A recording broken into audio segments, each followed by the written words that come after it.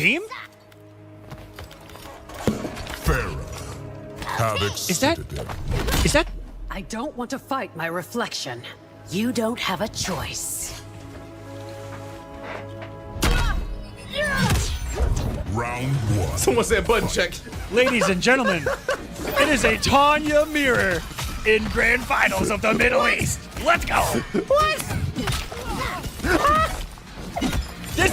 This is final combat implications between these two players. And they decide what is going to be the apex thing to decide who wins between me and you. It's a Tanya Faramir.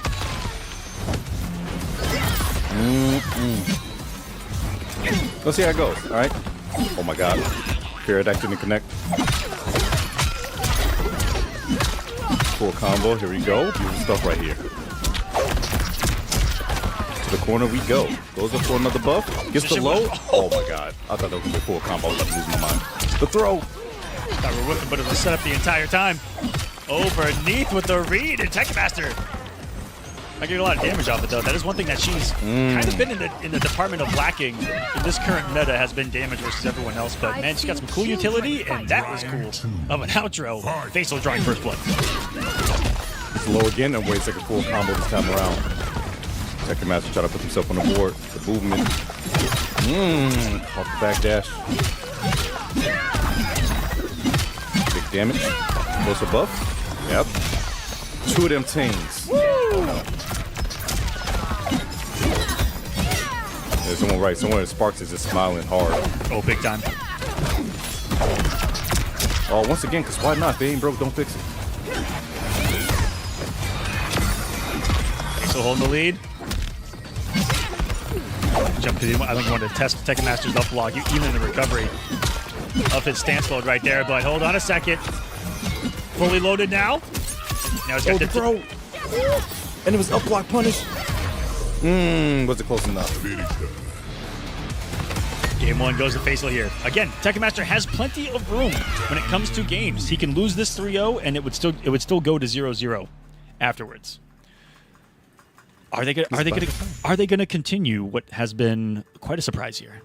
If it resets, I don't see this continuing. But I'll see for the first of this match. I see a switch after the reset coming for sure. But right now, does Tekken have somewhere to be?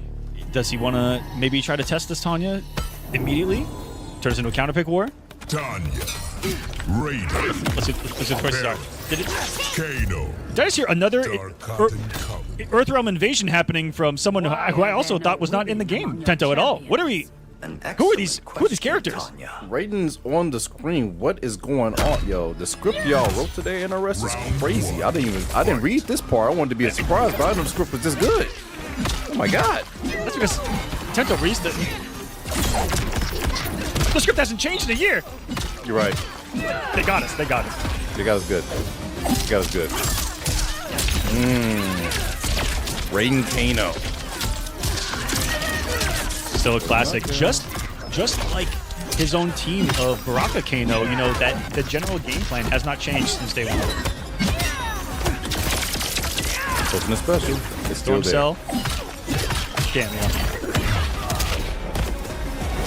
Looking like East Coast Throwdown 2023 right now. Been really heavy on the command grab usage too. From Faysal, there has to be a lot of conditioning of, you know, going into Farah and people are just blocking. He wants to establish. You might want to press at some point early on. Goes for down 2 because you just worry about the Kano knives afterwards. Get the full buff, the down for it. It's such a good button, ain't it? Over. Under pressure, but unfortunately gonna get caught with the toes. Full combo coming out of Tekken Master. You know what this means. Call up Kano. Oh, try to jump back. Not gonna jump back hard enough. Barrel was unfortunately wasted. Oh, there's the buff. Ooh, finally hold it. Yep. Now he's access to a new burst ability and launch that he possesses. Yeah, that new change that it actually bounces before 2-1. No one after that. More of it. Delays. Overhead. Fatal. Non-transmitted.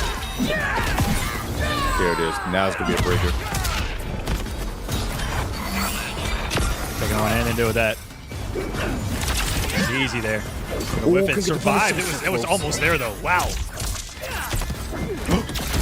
Going sell. The flawless block was so clutch. That's actually gonna be death.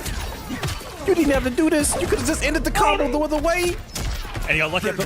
Is the startup of that spin a mid? I think that's what just saved him too. Man. Wow. Faysal, a game away from a potential reset here. Tekken maybe going around the character select screen again. But this is what's been exciting. The Tanya choice. Raiden, Tanya mirror. Feels like it's only just begun in this one. There's some people being, afterwards, people like, oh yeah, Tanya been broke. I don't know what y'all was talking about. I always knew Tanya was good. Shut up. Man, Faysal might get her nerf Tento. Man. And I'm not gonna lie, she deserves it. Kano. Every Tanya main is DMing me viciously right now. No, guys, You blue-eyed fella. it is like it is you, really she nice to see served some with Tanya play distinction. at all here. Thank you guys for showing this off and showing out for your region, this Middle East region. Oh, that was a beautiful punish. To the corner. And this is not a troll choice either. Like anyone might be thinking, no, this is a very similar game plan as to what he had with the Raiden Kano, and this is what I think would be considered his main team and character right now. Baraka. Did some nasty work last year. I think did he win UFA last year with Baraka? Yes, he did. Second place was Second place Brazil? Kanimani. Oh, Brazil. I think he got second place in Brazil. Yeah. Or maybe won Brazil. No. Oh, yeah, Brazil Game Show 2019. Yeah. Yeah, he won it. Tekken Master won. Tekken Master won that. Disgusting. I think it was all Baraka in both of those as well. That'd be insane if he did that. Round Sparked up since day one. fight. Oh my god, that jump was huge, but didn't get a punish?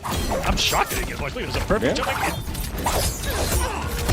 When characters have those special moves that travel about half screen, like the Baraka charge, jump backs are so crucial at getting some big punishes on them. Especially when you're worried about, if you're in an assist game, them being safe and followed up, jump back punishes on them, and avoid that problem for the most part.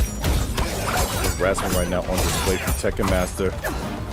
No, trying to go for poke, not gonna work out too well. Double. Oh my! But only gets right for so long. Goes for the buff. No, a block. No, nothing. Oh, catches. That's it. Wow. God damn, it's gonna be so much here. Chip is such a big problem. Severe swiping out of the air, and Faysal decides to bet it all on the dive. Finish her. To no avail. It is 1-2. Can Tekken Master sweep this and end the tournament now? This Baraka Kano has already done so multiple times before. It was a classic Game 5 between these two in the winners finals. But right now, there's so much at stake. So much at stake. The winner of this match gets to final combat. They are done. Completely And the fact good. that we are getting what we are getting just tells you, A, I think how close these guys are, and that I think even between them, they feel like no matter what the choices are, they're going to play each other at the highest possible level, give it their all, and the winner's going to advance. Through everything we've seen, I feel like that has just been the core of what we're watching. No matter the character choice, it's just two players, the best of the region, trying to win. And Johnny Cage. Johnny. And dare I say, show off a little bit of characters at the same time. And it's back to the Tanya. But pre-reset vibes, I think, here. I think he wants to give Tanya one more honest go. Wait, no, he's been betting it all here. Faysal's about to bet his entire tournament. Potentially on this. One more choice? Really? I don't know. No, it'd be two more choices. Got two more choices, yeah. Yeah, two more choices. Okay. Baraka. Looks like they locking in. He has wiggle room. Pharaoh. Just a little bit. He's locked in. Shang Okay. Tsung's Had to been some deep thought there, though, My great of trying something with those extra couple of games If she was before like a you, reset she potentially served with to set up distinction. something even nastier post reset. Round one. And that's a mind game that everyone's going to play right now. Do you save something in the chamber for a post reset, or do you have to show it now in order to even survive and make it there? Let's find out. It's combat time. Clutch it down with the down 3 after plus range. It doesn't work out too well, but the buff is fully active, so you know what that means. Don't get hit. Ooh.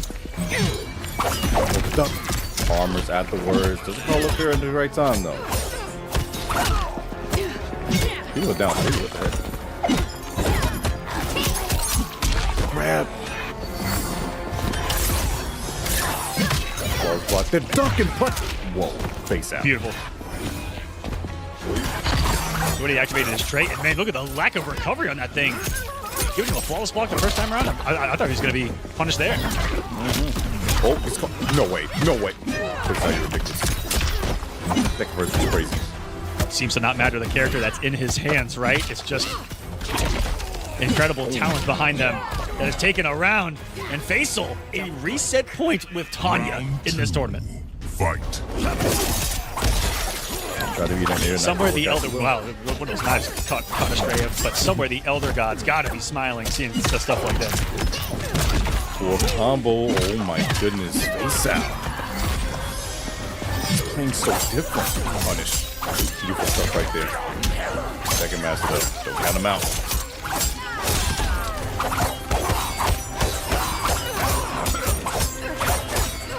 Tip that pressure nice and jailing right there at the end.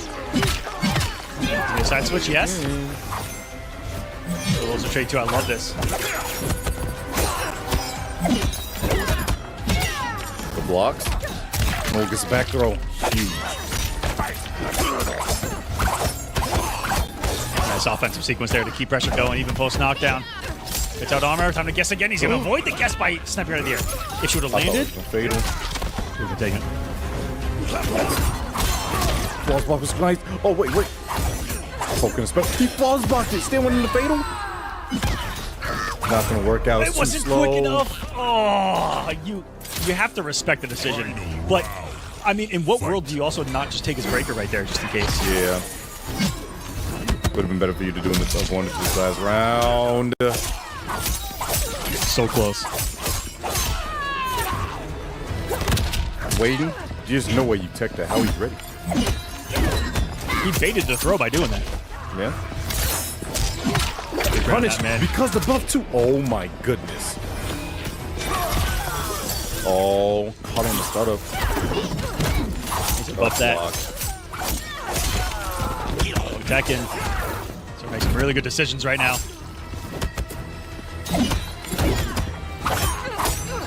Three flawless blocks of his own going. I think it gets through fully. And that means your break is gone. There goes for throw. Oh, trying to chase him down. Gets the buff up again. Fatal this time. Will be successful. Definitely a doable situation here. I don't think Techmaster's going to quite have a breaker either.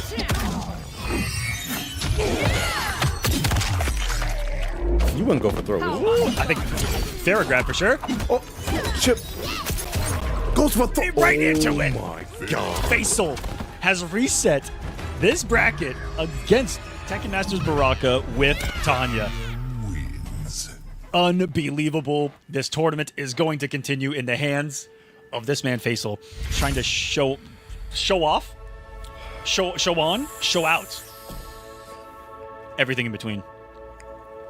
The Absolutely insane, man. It's a reset. It's a reset. It's a reset situation. Tekken Master has been taken down to losers by Faysal with the Tanya Pharaoh. Who would have thought? But hey, man, it always shows Not some me. amazing things. I'll say it. I'll admit it. Temple of What a show that these guys have given us. And Faysal could have made a switch off of Tanya like you, right now, she served because this with is now a distinction. brand new set. It's 0-0. You can go into this with the mentality of it is 0-0. You're making your first choice. Not a lot of people know that, but if you reset a bracket, you can change on a win. Yep. Sticking to it with the Tanya. Oh, up throw baited. Up block bait, I'm sorry. Oh, culture on the startup is a little bit too slow right there. That means a full combo coming out of Tekken Master. To the corner we go.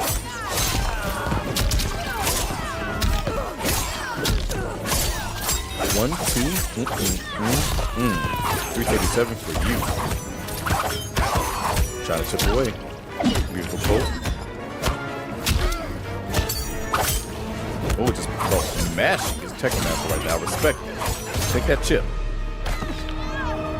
Took it in stride. Faysal was in a block simulator for a whole round. Fight. Oh no, now he's in a hit simulator. Yeah? Gotta get out, man. Dude, he's gonna go out. He got a corner somehow, some way. Unplug from the Matrix. Oh no! With the whole block.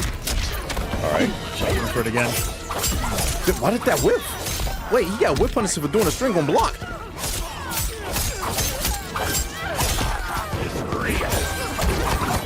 Looking like a whole new game here. In a new game. Wait a second. We talked about magic earlier. We talked about how did that trick? What the heck? What? And the jumping was a little too early for the frames not to be there. Oh man, that was a couple of crazy things that could have gone Faysal's way to at least extend that match just a little bit longer. But Tekken will claim a lead of this post-bracket reset. Okay. Taking control. Taking game number 1 is that boy Tekken Master. So still not out of it, but still a big change. Like we said, there can be a swap that can be had. It can be a lot of options here. I think we could see a swap here. This is, you know, he could have been feeling himself, Faysal, of saying, hey, my Tanya can beat his Baraka. And I just heard Tanya again. Faysal, By aiding no you, fear. Empress Melina risks much. No fear at all. Will be well rewarded. Has this been what Faysal's been working on for the past year straight for this moment? Who knows? He already showed that it can beat Tekken Master and beat the Baraka, so it is possible. But can it be fulfilled is a question. Oh my goodness, the low. Tanya gonna put it on you, big shout to destroy. Oh, the big punch. Oh no. Tekken thankful for the gift from Faysal there. Big ol' swing of that high. Watching the health bar slowly disappear. Thing or shrink. Playing the health lead right now is Tekken perfectly. Overhead block correctly. Goes for arm immediate, so that means a punish. Quick little damage for your troubles and a closeout. I like the chop ender so we can get closer to the corner. Round 2. Fight. A lot of meter though for Faysal here. He can do a lot. Gets a weird trade and got a beautiful hit on Kano as well. If you ever find yourself in a situation like that, getting those stray hits on the cameos can be so crucial in getting a little bit extra damage and cooldown on those bad boys to avoid an even gnarlier situation shortly. Was it like Gnarly situation. Ooh, more chip damage. That's what Tekken Master's feeling right now. Full string. Nice interrupt from Tekken Master. Big damage face down. Not breaking. He said, you know what? I just hold it. The next hit, I will break though. You get it next hit. But yeah, if he's able to play the game, he's got a breaker here. He goes out and in. He's off the cameo as well. And because Smith bar cannot break, we'll watch this health bar disappear. And now Faysal Combat will be staring down the double barrel of an 0-2 deficit in this grand final. I don't know what to think. I don't know what to do, and I definitely don't know what's going on in Faysal's head right now. Stuck it out with the time, like we said. We was able to make the reset happen, but there was kind of like a wake-up call, like, you know, a baptism coming from Tekken Master. Like, wait, hold on. Born again, I got to make sure I make this end this really fast. So, I don't know what he's doing, bro. Hold on. Go Katana. Katana. Baraka. T1000. Oh, God, he listened to Aqua. Chameleon. I can go play the lotto. Fire Temple. Oh, yeah. There are still those who I had him on speed dial. That was actually me talking to him. exists. Some minds Unbelievable. can never With his be back opened, is to the Baraka. wall. The 4th place in pro competition last year Round 1. Fight. goes to the what would be considered main, the Katana Chameleon. If Faysal can reverse 3-0 with this Katana Chameleon, what an unbelievable story that would be. Get out in the way. Just a 1-1. All you get 4 combo. We won it though. Whoa. But no confirm. One of those things I'm a little worried about here now, actually, because Faysal hasn't been playing Katana most of this time. You got to get warmed up with the character first. And can you do that when you're down in a 2-0 deficit? And you're blocking Baraka for 10 seconds straight. Yeah. Oh wait. That was insane. That converts too. Guys, we're showing us. Showing us the sauce of Katana. Forward throw. Another. Oh, I guess wrong. Face out. Change is in the air. Round 2. Fight. He's striking back this Katana. It's pressure. What is even happening? I don't know, but hey, Tekken Master takes the most of the situation with a back 3 into the Baraka Abasadash. Look at this damage. Look at Kano. Enter full screen. Press that bomb. Puts it towards him. Here comes and still kind of pulling his ground there. Was Tekken Master, wasn't sure what Faysal was going to follow that up. Like, might not be familiar with the frame advantage of when it's sent full screen like that either. Person knows that it could be super plus. No, the duck is going to be breaking his face out. Once you believe in this round, I respect that.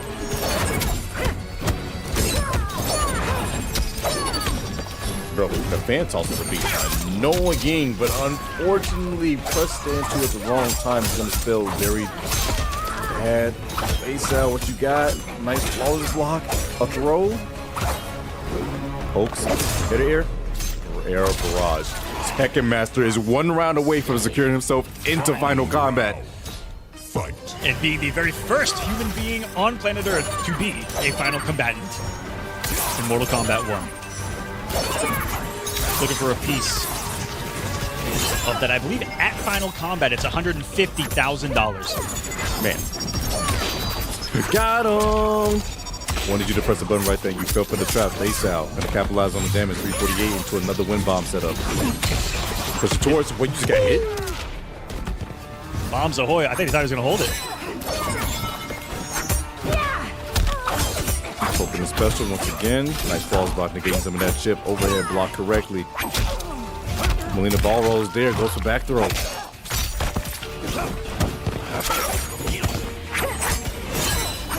Wave. Back dashes away. Conversion. He does. You gonna be able to get the kill off this? EX. All of it.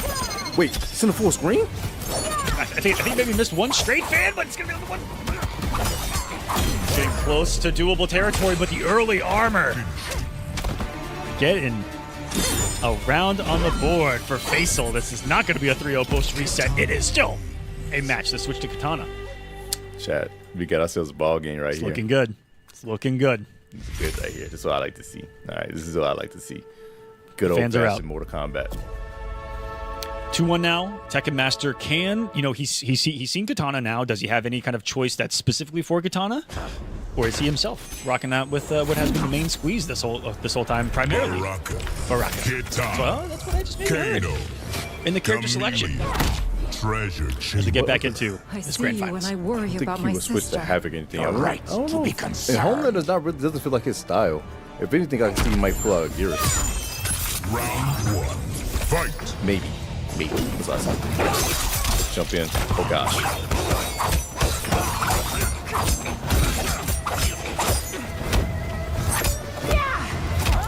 Oh, look at this get hit, but gets the back throw. Press the back down. dash. Movement. So susceptible to that nasty normal of Katana's right there.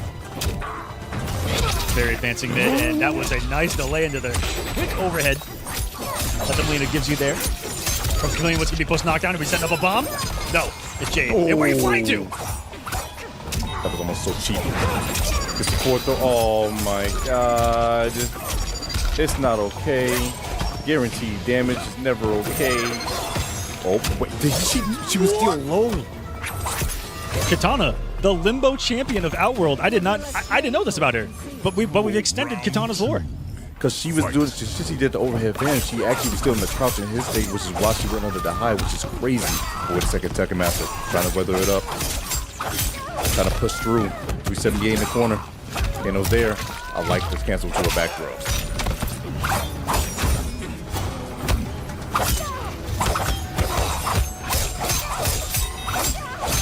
Oof. Thought a stagger was going to come. I think that Faysal was just trying anything while he still had the Katana rotation of his Chameleon. Something to always keep in mind. But when you see Katana, expect more craziness or activeness because anything's flowed out of him. Wait, why did you press right there when you know the glaive was coming back? Oh, this is so bad. Nice 12 buck again. Laser, is that killing? And that was It a is. whiff punish from downtown. 110 damage on that. I lied earlier. I thought it was 100. Fight! Tekken Master again. 1 tournament point. Face out, however. Not giving up without a fight, and I respect it. I don't even know what button that was. He's doing DLC strings.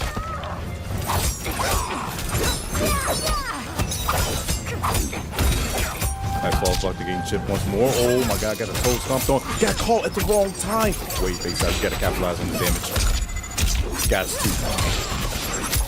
Oh, hit the crisp one too in the corner. Called out the delay as well with that down one. And this time is going to confirm the booty. He missed that one earlier.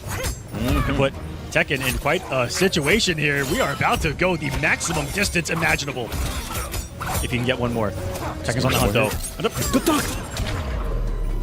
And just like that, Faysal ties us up 2-2. It is one game from being the final combatant. Both of these players, number 1, number 2 from the region, 2 of the best on planet Earth, showing up, showing out through all the trials and tribulations that have been this set, through the what we started with and what we're currently at. What an odyssey of Mortal Kombat. Guys, this is the second grand finals that this man, Faysal, has been in a pro competition. His first grand final was at Viennality, where he lost to Kanimani. I know it would do something to his spirit if he got second again. So, he wants to try to get this one. But Tekken Master, same position. Like, you know what? I want to chill at the crib, and I want to be able to get this on my own time. Tekken Master himself has a lot of runner-ups. The Chaos Seal. A lot of runner-ups. A lot of big tournaments. There will be So here we go. You Who must will be take this and who patient, will Baraka. solidify themselves as the one and only, well, not only, but as of right now, Fight! the representative of Middle East at Final Combat. Of course, the other still has a great chance at making it through the actual qualifying method. Faysal is currently sitting really pretty in points. So, in my opinion, what an absolute spoiler Faysal would play if he wins this, and has more points than most other people, and is probably getting on the leaderboard. Man, he'd be just okay. It's all right. But the switch to Tremor coming out of Tekken Master here. Big change of pace. See how it goes. Right now, I got him with the life lead. Oh, just down 2? Okay. For love of the game? I expect it. Rock, keep yourself safe and still plus, and now Tekken Master again is on tournament point against Faysal for Middle East Regional Final.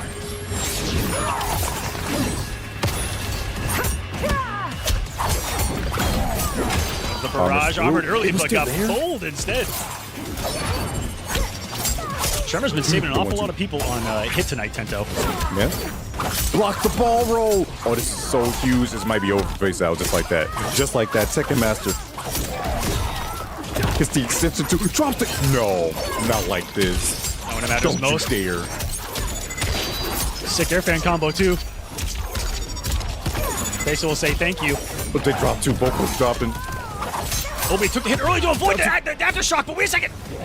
He kept swinging. Tekken Master's aggression really just kind of blew through. The defensive Faysal, and he will win the Middle East region of the pro competition. Congratulations, Tekken Master. Representing Nasser is back on top of the Middle East. It's been quite a couple of years. This is the pro competition of... I want to see the different positions. I want to see the different spots of control. He had a really good game plan around the little poke, the little minus games versus Clockwork. Maybe that's something he can try to bring against Boy. Flesh pits. So we'll see. A lot of potential as we come in here for grand finals. FGC Boy in winner's side, Kia D Law in loser's side. One of them will make it into final combat, and we will see them IRL. And it all starts here with grand finals. As we see Kia being the one to pick up quite a bit here. Again, FGC Boy with the General Shao sector. That's 1100 health that you're going to have to whittle down. And there's the double rockets. We go for another grab, by the way. Had enough time, took note of the full hit advantage to be able to get another grab to keep the corner positioning. Yep, big moment. Kia out of there. Stay down. See the axe float. Oh, it was about to come back too, man. What time?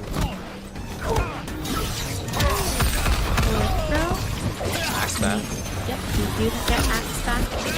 Some of these rings do end up hitting. I like some of the spacing control from Kia, but health is about even. Now we finally put Fgc Boy into Fatal Blow territory, and that's going to be a breaker. Now we've seen Fgc Boy take the risk, but again, the string for the sweeps and the down 3, that's going to at least knock Fgc Boy down.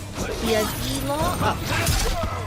We saw that work out against Clockwork, as I was mentioning. This little poke game has been successful. I'm happy to see that here. Axe down. Missile not going to be back for a little while. It's Kia D-Law's turn if he wants it. Yes. Okay. Back into the corner and back into pressure. Very light. Still there. Pick it up! Okay, nice. I love when down ones get to be picked up like that. That means that you have ample opportunity to keep the pressure going. Fgc Boy, this is your one chance to see if you can go ahead and make up for that lost round. Oh, the guess Wow, was that correct. was a sick block. Okay, I don't know that he had too many blocks that were like that in the whole set that they've played before, right? Like, that was the correct block right at the start by Kia D-Law. Former champion of table tennis and current best table tennis player in Tasmania versus the third place strongest man in New Zealand competitor in this. Oh, is this a fighting game tournament, or do you have to be a pro athlete to be in this thing? This is actually super sick that these are the two players who ended up in grand finals. It's awesome. Players who have a lot of experience in competitions outside of fighting games as well. Night market. Definitely mental fortitude and everything. I love that we are seeing Kia keep up the momentum from Clockwork's match. And that's something that's crucial because, again, you want to maintain that pacing and you want to maintain that momentum so that you can be able to take away Fgc Boy's stamina. Because, again, Kia has to win 6 games, 3 to reset the bracket, and 3 to take the full-on tournament. So you gotta keep up that momentum and aggression. You cannot let Fgc Boy even take a minute to themselves. Doing a great job of it so far. Keep away. Yeah, just denying opportunities for Fgc Boy to mount an effective offense. And even when Boy has had that, Kia's blocked well. Oh, he's in suddenly, spends it, and again, all 3 bars gone. And back to the other side where he can build more meter, where he can build more maps. Corner comes though. See? The missile was a little too slow though to get the bounce. There's the low! This is huge for Fgc Boy. Keeping the axe down. Overhead gets blocked though.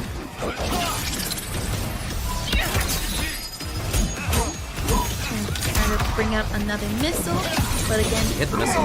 yeah, he did. And there's the missile right back from the fatal blow, and Fgc Boy said, nah, you took 1 missile out, here's another. Won't be enough to kill. So there's 1 guess, but Okay, the overhead right after. Round 2. Fight. Great startup on the fatal blow for using Sector's missile on that, but does scale quite a little bit, doesn't get a lot of damage out the first hit as compared to some other fatals from cameos. I really like the navigation right there. Pick it up. Maybe. Maybe. Oh man, that was cool though. Hey, his own mix-up's working. Yes.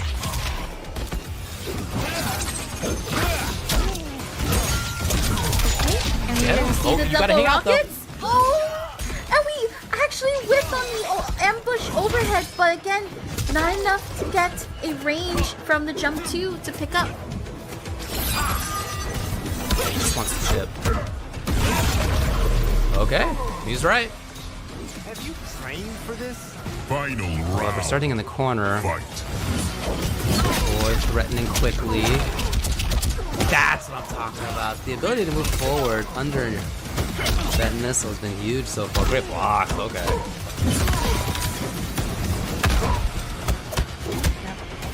Kia D-Law has been able to guess consistently, especially with even missiles out So this has been really great anticipation that he has been taking advantage of. The down 2 gets fully whipped, punished as well. He was really there for a while. Yeah. Oh man, he didn't leave it. He gets to back off. Hits Sector. Sector's gonna be gone for a little while. Back to building meter. Even if those hats don't hit, you're still building meter. Woo!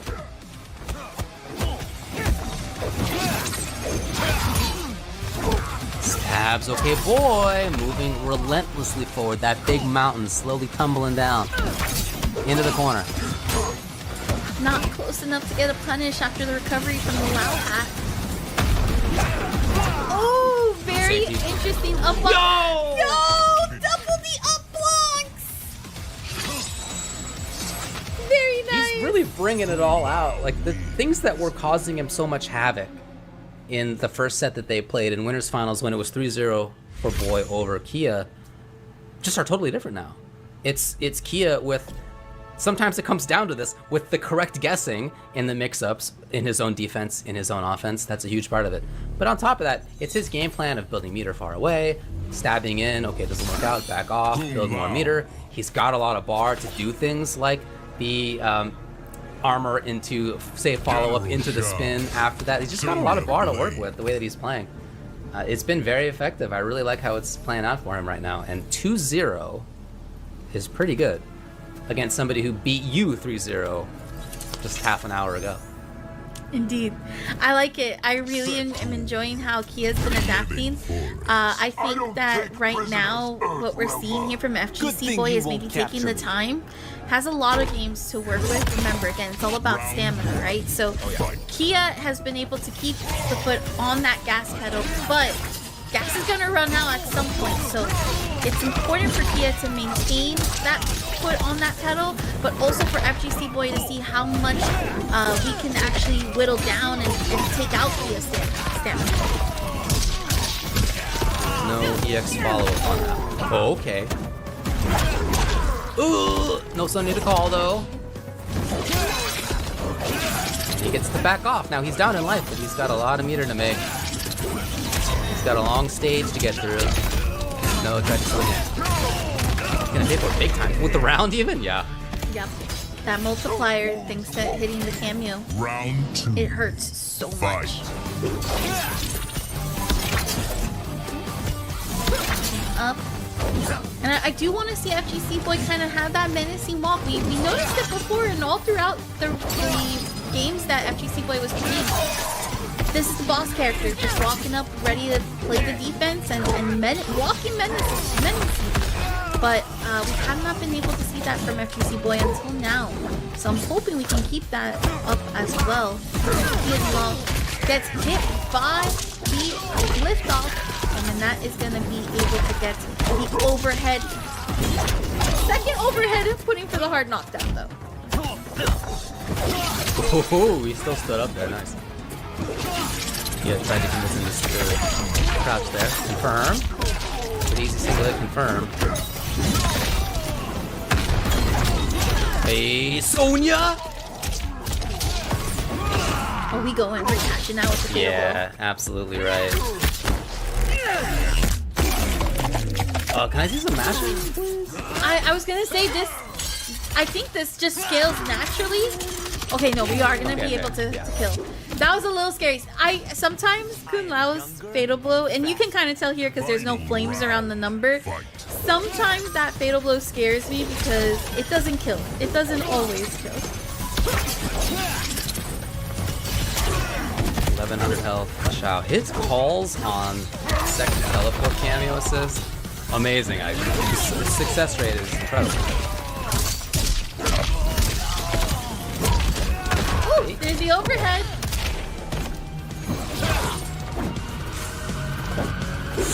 Oh boy. The big man walking around. Yeah. Blocks it out, tries to take his turn. His boy. No. Okay, this is big pickup here for Kia. Has to actually build up that meter. And FGC Boy should be able to kill and So staying alive, preventing the bracket reset from happening just yet. Gonna be on that board. So even though we didn't get the revenge 3-0 this time around, FGC Boy is still here. Still saying, wait a minute, I figured it out. Let's take away your momentum. We are done with that. You got your power up. It's now my turn. I like that you brought up his walking. He did feel more confident in his movement in that last game. Just had some great moments where he walked backwards even, and that's a big part of what playing footsies in that way is about. It's not just about moving forward.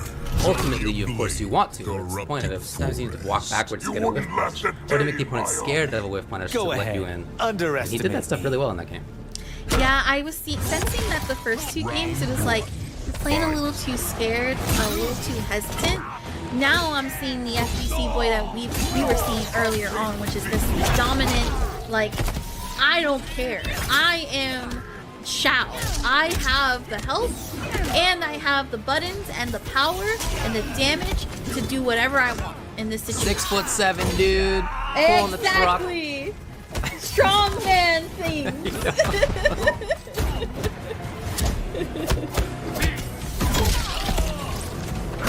I also really like too that we're seeing more of those armored wake up moves too from FGC Boy. We're utilizing that as we're getting those charges from Sonya, and also too just in moments where Kia wants to apply some pressure and is trying to let out full strength. Again, sometimes it really comes down to whether you're guessing right. Right now, Boy's blocked really well. Too far in the whip punish. What a reaction by Boy. Okay. Very quick on the draw with that one. Fight. There we go, once again. And that's gonna lead into the Axeless Shao, so you're gonna get those plus frames. The up block on the missile, which actually, believe it or not, missile I believe is a mid, so you don't have to up block it. But it's just for fancy. Yeah. Very light in pressure. Guys, break, of course. Too close, that huge stand to the big axe. He's blocking. Hoping to bait an up block didn't come. It's alright for Kia in the end. Man. Boy, just relentless and moving forward. Match point though, well not match point, set point for Kia to try to get the reset. How aggressive do you get to be? Slight staggers that have been catching FGC Boy off guard. There goes the uppercut from Sector, not going to come out this time around, so you just see that cooldown going through. Grab. Distance though. Hoping to see a whip punish. That's what I was talking about, that walk back. Okay, yes! Kia. Aware. Gets it. A little bit more. Boy's in trouble. Does have 3 bars. He needs 2 hits, maybe? I would say 2. I would definitely say 2. What a dash, and ready was Boy. Did he get got? He did! Yes, he did! Now he lives. But still, great reaction. Boy. Give himself the life lead by just a bit. Oh my gosh, there's a breaker. He's got to worry about setting it up. Down 1. Big low all of a sudden. Wow. 2-2 from Boy. I'm like rocking back in my chair and I'm just kind of like really hype about that because you got conditioned, Kia. Yes, you got conditioned. True. You were up blocking so many times that you forgot that there was the most slowest projectile low in the game. And you got it done in front of your face. So FGC Boy says we're going to Game 5 for the grand finals to either stop the reset or head to final combat. It is all on these two right now as we're heading into this Game 5 game. What a back and forth in this set. Yes. Every time I feel like one player's got the read on the other one strikes back. Sonya's too late. match has been just so satisfying to see, and that missile is also just as satisfying. Hey. Gonna get the sweeps. There's the spin to win. Walk to the right. Still his turn. Try to steal a big one to Kia. No, it's Boy. Hold on though.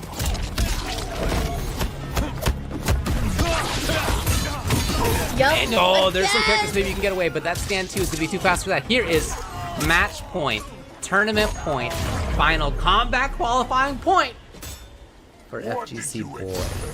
Round 2. That is the second time that we got to see the FGC Boy do that. The first time was in the winners finals, and now it was here in this game 5 that FGC Boy has been able to stop that recovery from the dive. He read it. Oh, he read.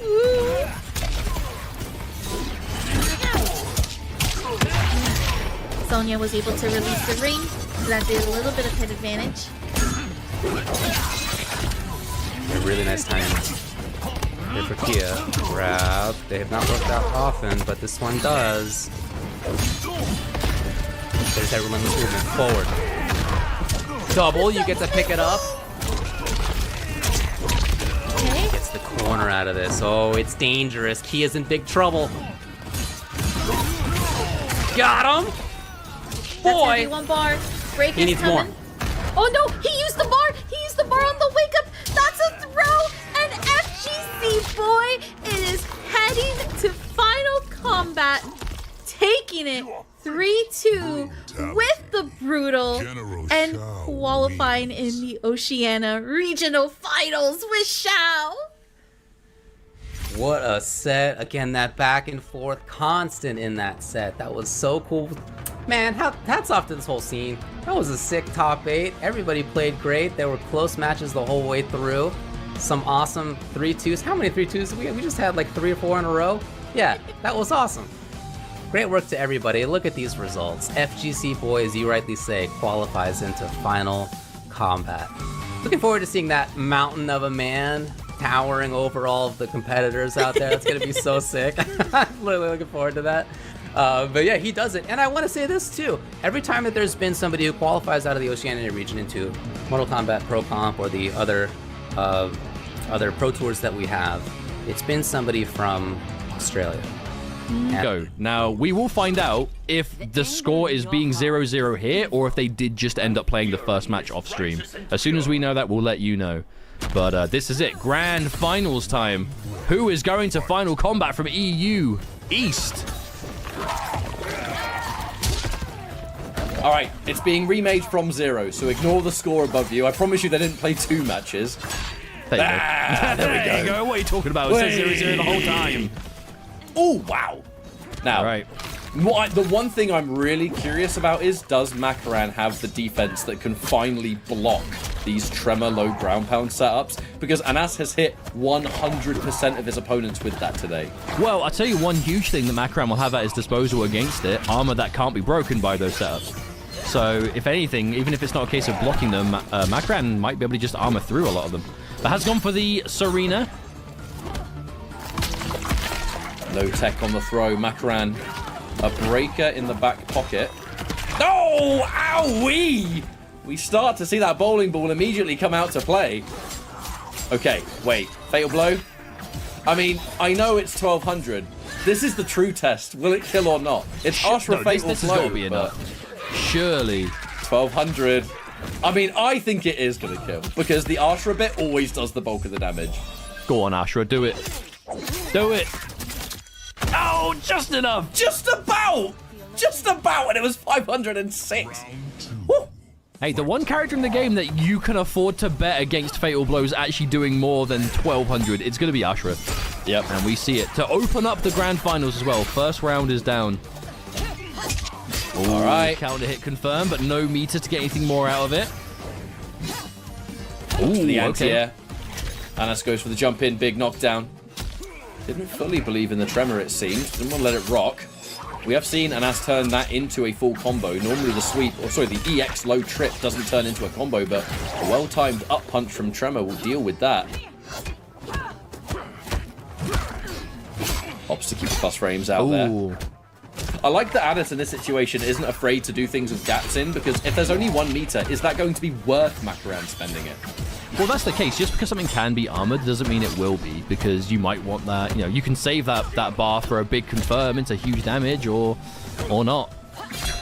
It's not a guarantee. Huge overhead, and that's going to be enough.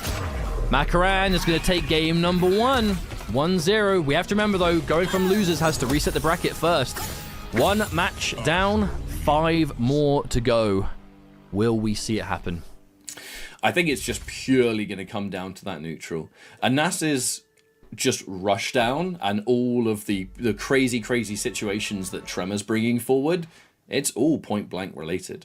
Now, Makoran, point blank, isn't exactly his favorite place to stay on the screen, is it? So what I'm thinking is Makoran could have a real fighting chance here if he just keeps Anis out of that effective distance. And if there's one player in this entire top 8 that had the possibilities of doing that, Makoran's the player. So who knows? This might be a little bit more difficult for Anis because it's a different gameplay.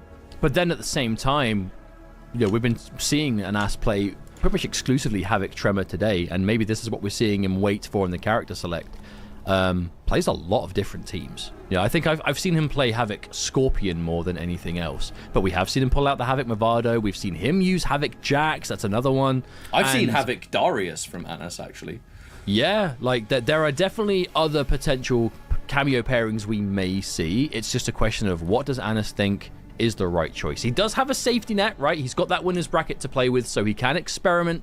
And if he's unsure, he does have some games to potentially lose without it being the end of the world. But obviously, you know, every game you lose is momentum for your opponent, and Makoran could not be going into this grand finals with more momentum. Practically undefeated in the lower bracket, save for one single game, you know, not even a full set, just one game. Including the player that sent you to losers in the first place. Indeed. And these two haven't fought today. Yeah, so the more matches you kind of experiment with, maybe I should change cameo, maybe I should stick with it. If you're losing those games, Makoran is just going to be like match, momentum.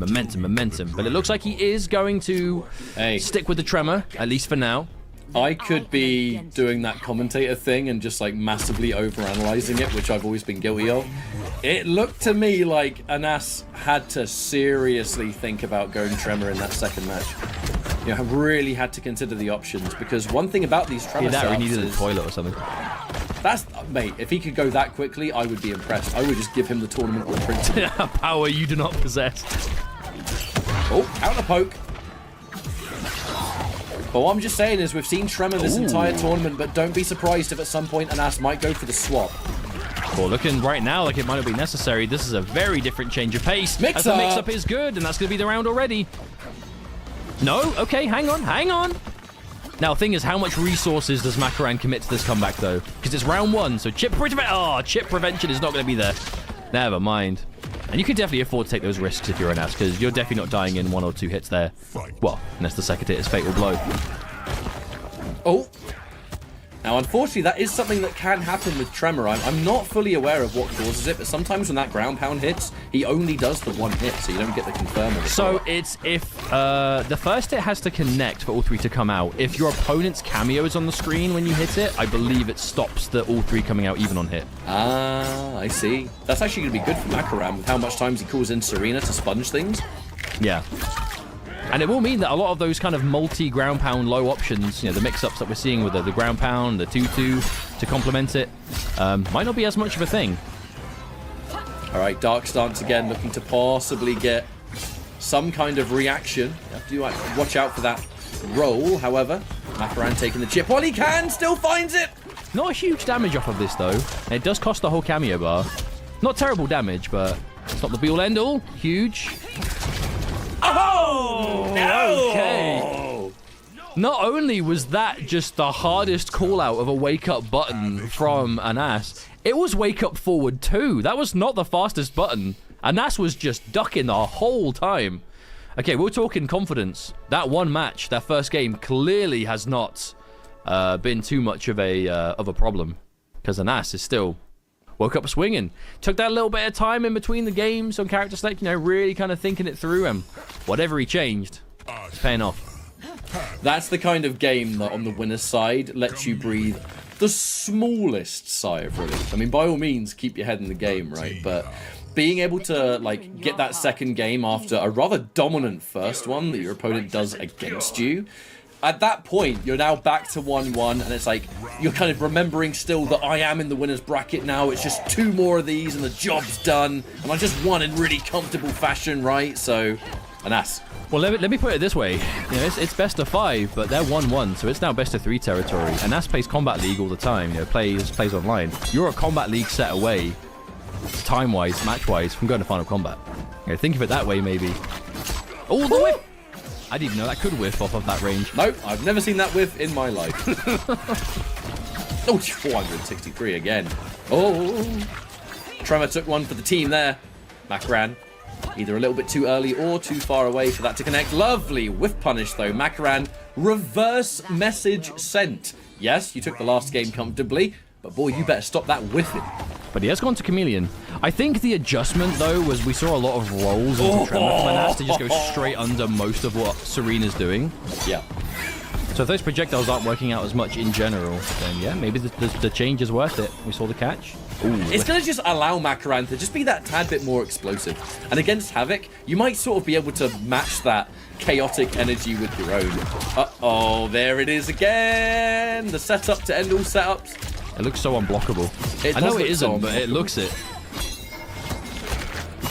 If Makoran blocks that at least once, I'm going to lose my mind. But we did see Anas commit to the mix-up there. No break was available, but does have one now. Gets a hit immediately into Fatal Blow. This is smart. This is going to give Anas the life lead. Completely denies the option to break from Makoran. Did this just before that breaker was built. Now, what's going to be the follow-up? This is going to give Makoran full cameo back, though, so they are both looking fully stocked on resources. Oh, I like it. Wow, okay, that was really smart from Anas. You would expect with the crystalline armor that it's going to be hard dedicate into overhead low there, so staggers it into grab. There's no way Makoran was ready for that option. You would have absolutely confirmed that had to be overhead low, but it wasn't. No, it didn't Anya. Anas gets clear over the projectile. Oh, good block. But it was safe. It was safe. Oh, so we're seeing quite a few just clutch jumps over these projectiles, you know. It is easier said than done making it over those light projectiles. They are so tall. They wake up. Safe jump. It's the mid. Yep. And that's maybe till they wake up into a crouch, perhaps. Plus frames on that down 4 now. Good block. Could have been a huge whiff punish there, Nas. Oh no. There's no katana available, though, so he still has to find one more hit, and the jump back kick's going to do it. Makoran, 1 game away from resetting and starting all over again. Man, I honestly have no idea how to call this, though, because we're talking down to the wire. That game was super close. We could easily have seen 2-1 Anas there, but not going to happen. I love the confidence that Anas is showing. But this adjustment to Chameleon, I think, was smart. A huge adjustment in that game too was just we were seeing so many rolls underneath projectiles into tremor calls, which is going to be your best way. You know, it doesn't give you gigantic damage, but it's something, right? It's not the longest cooldown. It's like 170, 180 damage, which is definitely more than the projectile is going to do by itself. So that instant change to Chameleon, right? You have that mid projectile with Glaive Toss as opposed to the highs from Serena. Yes, you're losing some health, but you know, you get a bit more utility in exchange for it. Now, Anas Bananas rocking in with this tremor, no pun intended, all the way in to what could be this reset. Oh dear. And again, because cameo on screen. Yeah, Chameleon's on screen, so you don't get the triple ground pound. Really good for Makoran there, because that was no doubt going to be a full combo with his name on it. Dash in, grab. All right. Going in for Crystalline. We know that there's going to be some sort of aftershock mix-up on the way. He wouldn't have gone Crystalline otherwise. Ooh, okay. Again, that's not the first time we've seen Makoran just be too far away for that low. Clearly wants to space it out as far as possible, but is just not 100% of the time there. And that's happy to sit there and just deal with these ground projectiles. Lovely reactionary block on that overhead once more. That didn't pick up? Wow. It didn't even come out on block. Oh, and because she was on the screen again. Tremor with no follow-up. This has been a chaotic round, to say the least. But all right, 1 round on the board, and that's bananas. Corner situation. Does Makoran spend, or maybe goes for a fan lift? Oh, of course. Lovely anti-air. Get back in there. What are you doing? That's so crisp. Because not only is it an anti-air, you're also... Ooh, never mind. You're also going to be getting the corner side switch.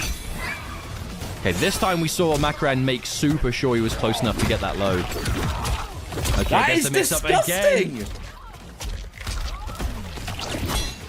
Where the hell does that hit? I need to know.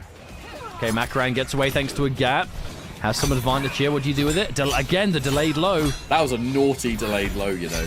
Oh, looks for the flash parry. No one home. Anas happy to sit there and block. The plus frames of the down 3. The down 1 challenging that grab now. Going in for more plus frames of the 1-1-2. Still picks out! And the magma blast! Are you kidding me? That was such a beautiful catch from Anas. And we're going to game 5. We are going the distance in what could be... Oh, man, hang on. When was the last time we were in this situation? We are either bracket reset or Anas goes to final combat. Only those two realities are what we're facing now. It's one or the other. And what a clutch play, too. Because that doesn't naturally combo on the ground as well, right? Like, down 4 into the launch, the low launch, into up Magma Blast. That only happens if you catch someone jumping. I feel like Anas was specifically calling out that Makoran was going to hold up there. Well, you know, I said earlier today that one of the big things that Anas is doing is the constant use of different Tremor ambush attacks after these kind of situations. Look no further. When's the last time you've blocked something from an opponent playing Tremor and they've done Magma Blast on block upwards? Not even the straight one, it's the upwards one. Well, the upward blast doesn't hit grounded opponents. No, it only it doesn't. Connects if your opponent's in the air. But we are seeing the Chameleon be the last one locked in. This is it. Right. This is either Anas goes to final combat or Makoran resets the bracket and we go down to another 0-0 best of 5 scenario. There ain't no do-overs, folks. It's do or die, and that is one of the scarier positions to be in here. It probably can't feel good to be 1 game away and just falling short right at the very end, but on the side of Anas, if you win this, holy crap, this is going to be the best result you've ever had, and we mustn't forget the corner combos. I don't think that works mid-screen, but it does work in the corner! Oh, God! Overheads! Okay, there's something. He blocked it! Complete block. This is the time to block the near unblockable looking mix-up. It has been done. Uh-oh, Nice. just gets hit. That was no counter. I think that was just a duck. A punish, though. The overhead completely whiffed. Oh, this is really bad, Mustard. How much damage are you going to take? Knocked down into situation. Oh, my Just goodness. gets the hard call out, but you can break. Is he going to? Yes. Anas Bananas wants to take this round, but a big risk. You don't want to go into it. Just gets clipped. The down 4 into the delayed low sweep. Tournament point for Anas Bananas. Kept it safe. Okay. Baited into the punish. We're spending both. Okay. More advantage. Decent damage. High 300s into advantage. Never mind, the throw comes through. Makoran trying being greedy with the down 1 there, Mustard. We normally down see, one in we normally return. see the bowling ball mix-ups, but this time Makoran is not taking it. Wake up armor.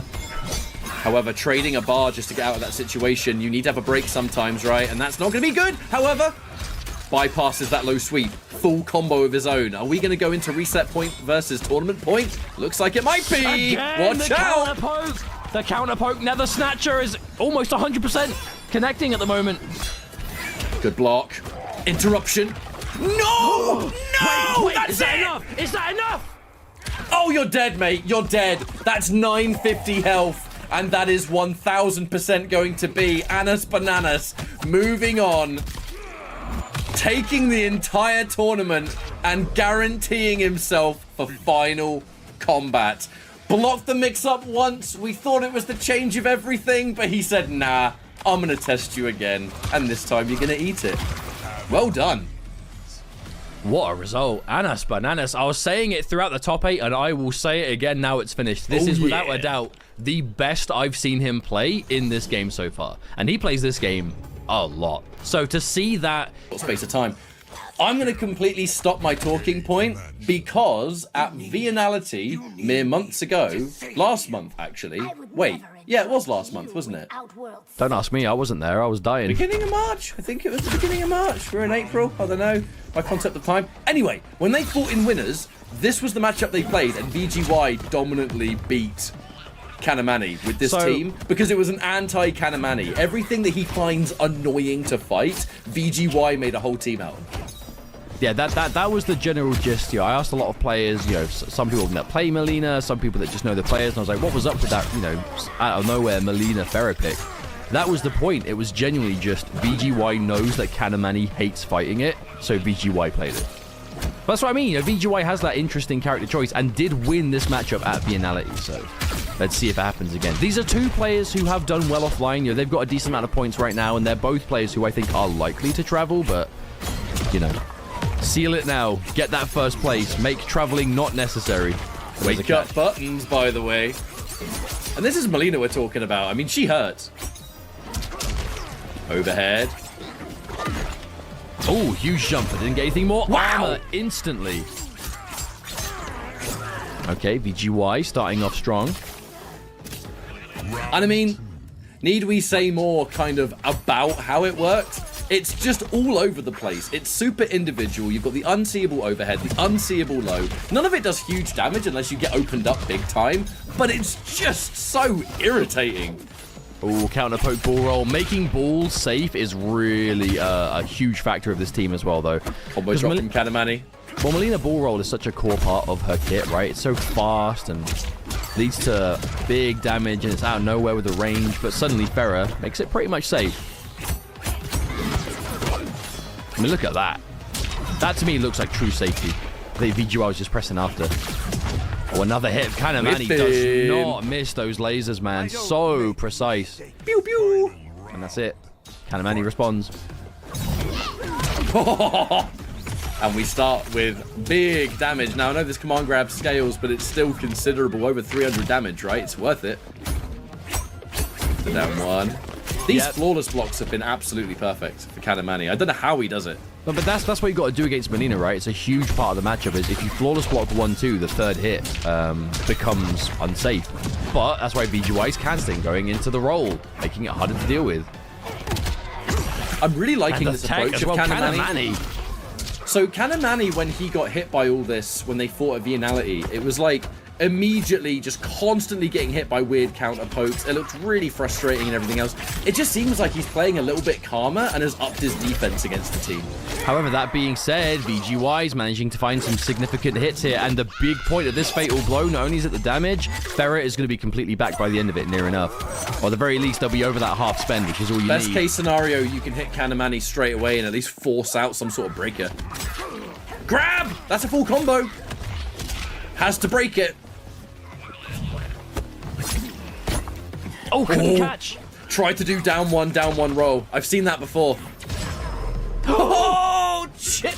Damage would have done it. And that's a first game here for VGY. The long road ahead begins now. Still needs to get 5 more of those. Again, while we get started and bring in our next match here, which won't take long. Double elimination. I just say this for the sake of people that may be new or haven't really watched much of it. The TLDR is 2 tournament lives. Kanimani's on the winner's side here. Only has to win this 3 out of 5 to win the tournament. For VGY to win, has to win this first 3 out of 5 and essentially put Kanimani into loser's bracket, and then they play again. So if Kanimani wins this 3 out of 5, that's it. The tournament's over. If VGY wins 2 more games here, we'll start a fresh 3 out of 5, and that will be the final series. But this is what I've been saying though. Like Kanimani is, I still don't know if I see him losing this because not only have you got to beat him in a set, you got to beat him twice. He's got that winner's bracket advantage, and so he should. He hasn't dropped. In fact, that is the first game he's dropped all tournament. Literally, that one match just now from VGY is the first match that Kanimani has lost all day. And it is that which he hates the most. Indeed. Uh-oh. Cheeky overhead. Catching you slipping. Oh, the roll! We just let it rock. No, but I love the timing of VGY going for the preemptive Pharah call because Pharah's only going to grab you if the ball gets blocked. Because on hit, you're not airborne. Oh, So it can't really interrupt Kanimani. the combo. And a grab. That was so smart because he knows that Kanimani's looking for flawless blocks there. Fight. But I wonder if it's ever going to be enough to stop Kanimani going for it. Because if you do flawless block, it's a full punish. Trading Farah for one whole bar Do you of see Homeland. the distance Kanimani did that laser? Yep. There's no way he'd be doing that if he wasn't, like, specifically looking to catch roll or something like it. A lot of defensive armor being spent, but we're getting shades of that first game where VGY won a comfortable first round. Kanimani absolutely obliterated the second round. It looks like we might get that again. Here we go. I am done apologizing. So an interesting thing about Grand Finals last year for Pro Comp Season 1 was, I think it was VGY. Yeah, VGY was in Grand Finals from the winners. Kanimani reset the bracket 3-1, and then VGY won after the bracket was reset. So interesting though, the roles are kind of swapped this year. So that's VGY coming in from losers. Oh, massive hit though. Now, if you do get a nice, just basic grounded punish, that is where Melina starts to really hurt. Forward throw now. Unpredictable sort of throw because Melina does get a full combo from her reverse grab. Uh-oh. Right. I'm looking at that meter for Oki. The next hit could be fatal. Wake up down one. All right, what's it going to be? Don't get mixed. Lovely interruption there from Kani. Oh my goodness, the respect. That's one of the scary things about the Homelander team though, right? Is Armor, you know, his reversal into whatever Farah option is going to happen. There are just so many layers to it. All right, but responding in kind. Man, I don't know. I do not know what to make of this grand final. Because I genuinely don't see Kanimani losing it. But I also didn't think we'd see VGY go back to the Melina either. So maybe... You thought maybe that would have been just like a one-time deal for the event? Maybe, because I don't think... I can't remember. Did VGY try it again? And there to play later? He tried it, but it was a different character, I believe. I think when they got the run back, Kanimani picked Kenshi Striker. Yeah, you're right. I am done with Kate. So it was a different story overall. Wear it better. All right, back in with that Melina. I'm sure it'll be the Farah the whole time.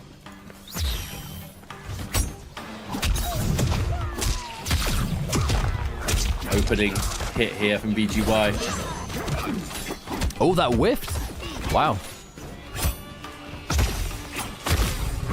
Oh, the positioning from Kanimani. No, but he didn't get a follow-up. Surprising. Normally completely 100% on those. All right, here comes Farah. I don't think Kanimani will break this. It will scale far too much. That's really good damage for a throw combo, though. Holy moly. But even the overhead, right? 116. And I always say this because I play against Melina all the time. Like, shout outs to Nuji.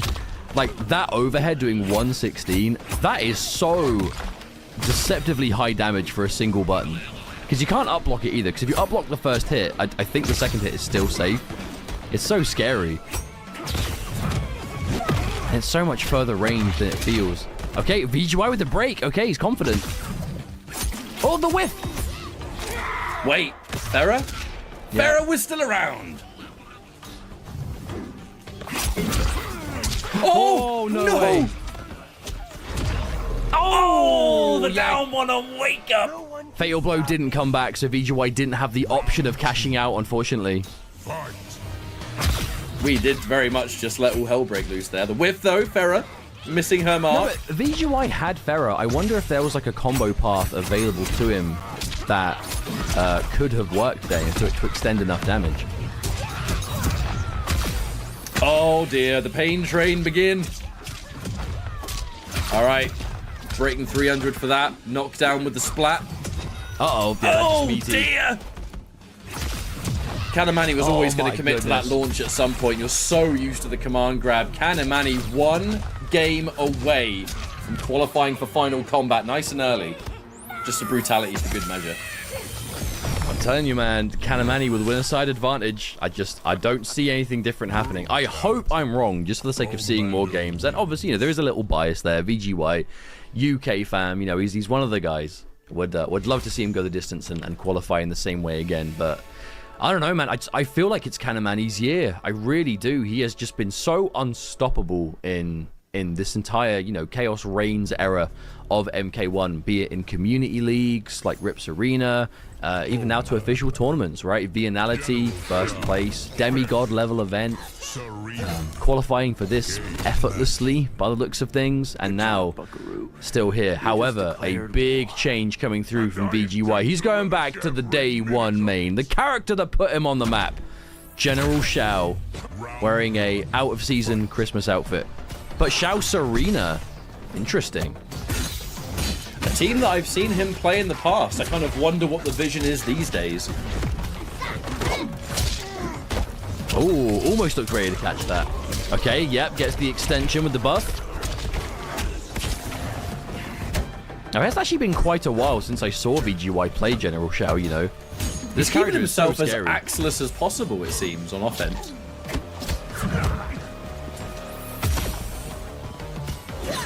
I'll be honest though, it's the Serena that has me curious. I wonder what the vision is with Shao Serena against Homelander specifically. I'm sure we might have a chance to find out. Kanimani clipped by that axe. So many standing twos hitting their mark there. Round 2. Yo, that axe is full of skulls. It is. That's a very cool looking axe. I like the respect here from VGY. He knows if he blocks something from really far away, he still has to probably hold another down 4 or some sort of poke, because let's just push back. Oh no, didn't commit. VGY is out of bar, so no breaker available, so can't be too surprised to see him not go for too many unsafe dedications. VE grab, but this is 1150 health character. Those grabs aren't going to matter as much. God, these are two characters that, like, I know Homelander has pretty ridiculous mids. I mean, obviously right there, right? One of the best mids in the game at that sweet distance. But at literal point blank, it's such a poke war. No, couldn't pick up from that. Oh, tried to micro duck. And again, I don't think Kanimani has missed. Oh, commitment. I don't think Kanimani has missed a single one of them long-range mid lasers yet. I think he's just been so on the money with it, and that is officially what could be tournament point. EU West. Does Kanimani seal it here, or does VGY manage to find some kind of turnaround? Not impossible, but okay. Meter drain. Oh, still spent the bar. That was a very expensive wake-up attack from Kanimani, doing it right underneath that draining spell. Right, the block on the overhead. What's the mix? Overhead's blocked there by VGY. Times the standing 2 perfectly. Knows the axe is coming back. Gotta be careful here. There's that down 4. I mean, those down 4s are going to be extra useful. General Shao standing 2 at really high range. Yeah, but it is a high. With punish. This hit won't kill, but the follow-up maybe. He isn't hand-to-hand. Overhead low, what's it going to be? Baits up the armor. Tries to No! Tries to intercept! This fatal blow will not kill, but oh my lord, the situation afterwards. I don't want to be VGY honestly, right now. I think he was specifically looking for that. He just did it just too early. He it will whiffed, survive right? this, but It what just follows? What follows? What's it going to be?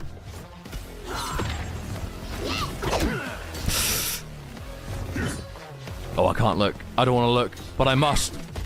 No, I whipped! What is going on that? that was such a weird way. That was a... No, honestly, I feel like that was just the whiff of all whiffs. VGY must have been so confident we were going to see Kanimani just advance for some reason. But Kanimani knows better than that. He is 100% composed, ready, and your EU West Pro Competition Regional Finals. And Tweedy's got them both fully intact. Now, I think if Tweedy was looking at that last set, he probably wanted Mighty to win, just to kind of... I mean, no, actually, no, looking back, Tweedy 3-0'd both these players, but Ninjakilla going with the choice that I thought he was going to go with, Liu Kang. I got through one T1000, can I get through the next one? But we already saw, as we did in Winners Finals, Tweedy easily 3-0ing Mighty Unjust in that situation. Yeah, and I mean, Ninja, we saw he had the couple first drops when he first switched to Lu, but now he's warmed up on Lu. He's beat the Mighty on just on Lu. He is fully locked in as Lu. And oh my... Can we talk about how smart that was for Tweedy to not let Motaro start the turret? Instead said, I'm going to poke back, not with a down 1, but a down 3 to make sure I reach both Liu Kang and Motaro so I don't have to deal with this turret nonsense. I mean, you thought the command grab was going to work. You thought I was going to block, but instead ducking under and just says, literally just says, fuck it, I'm going to down 2. Oh my god, when all else fails, I guess just down 2 your way out of it, man. That was a way to get out of the corner for Tweedy. Taking that first round right here. Oh my goodness, Ninjakilla looked like he was trying to go for the whiff punish, but ends up getting caught by the end of that string that Tweedy has out. Big opening again, not looking good for Ninjakilla. He's pretty low on life here. It's not going to be enough to kill in the corner, but he's on 950 health, so one more touch. Oh, no breaker. Double overhead. Now that could have easily been disastrous for Tweedy. I mean, Ninjakilla able, like if he's got that tiny little sliver of health, he is not going to just block things and die. Like, Ninjakilla is going to try very best. The flawless block things negate as much chip as possible, and it's never comfortable when you're fighting against Ninjakilla and he's got that tiny little bit of health. But the right call with that down 2, pretty risky move. Yeah. But being that it paid off, being that it was the right move, I think that gave Tweedy the immense amount of confidence to go into that next round and just roll over Ninjakilla as soon as he put him in the corner. Yep. 100% agree, and that was pretty commanding for Tweedy for our first match. We're gonna need Ninjakilla to make a good amount of adjustments here, figure out this whole T1000 mix. It's just so hard once the ball gets rolling. It's a pretty snowball character, because look at that corner carry. You got hit once at the start of the match, and now you're right back exactly where you don't want to be. Mix. Go ahead and get Mix. Did you block it right? No, you didn't. So here you go. It's going to be a quick 35 for your troubles. Good block there by Ninjakilla, the low and the overhead from T1000, but you can only block so long until T1000 says, I'll give you a command grab. Good block of the overhead, seeing that hammer coming from nowhere, and that's a great option to do against Motaro. Now that Motaro shot is super plus on block, but it has a lot of startup, so most characters can just armor their way right past it. Now, Tweedy throwing out that hammer. I was in his stream the other day, and he was talking about, oh, when do you use the hammer? And he was like, I only use the hammer when I know the other opponent forgot that it's even an option. So that means we're not going to see it the rest of the set. Yeah, like one time.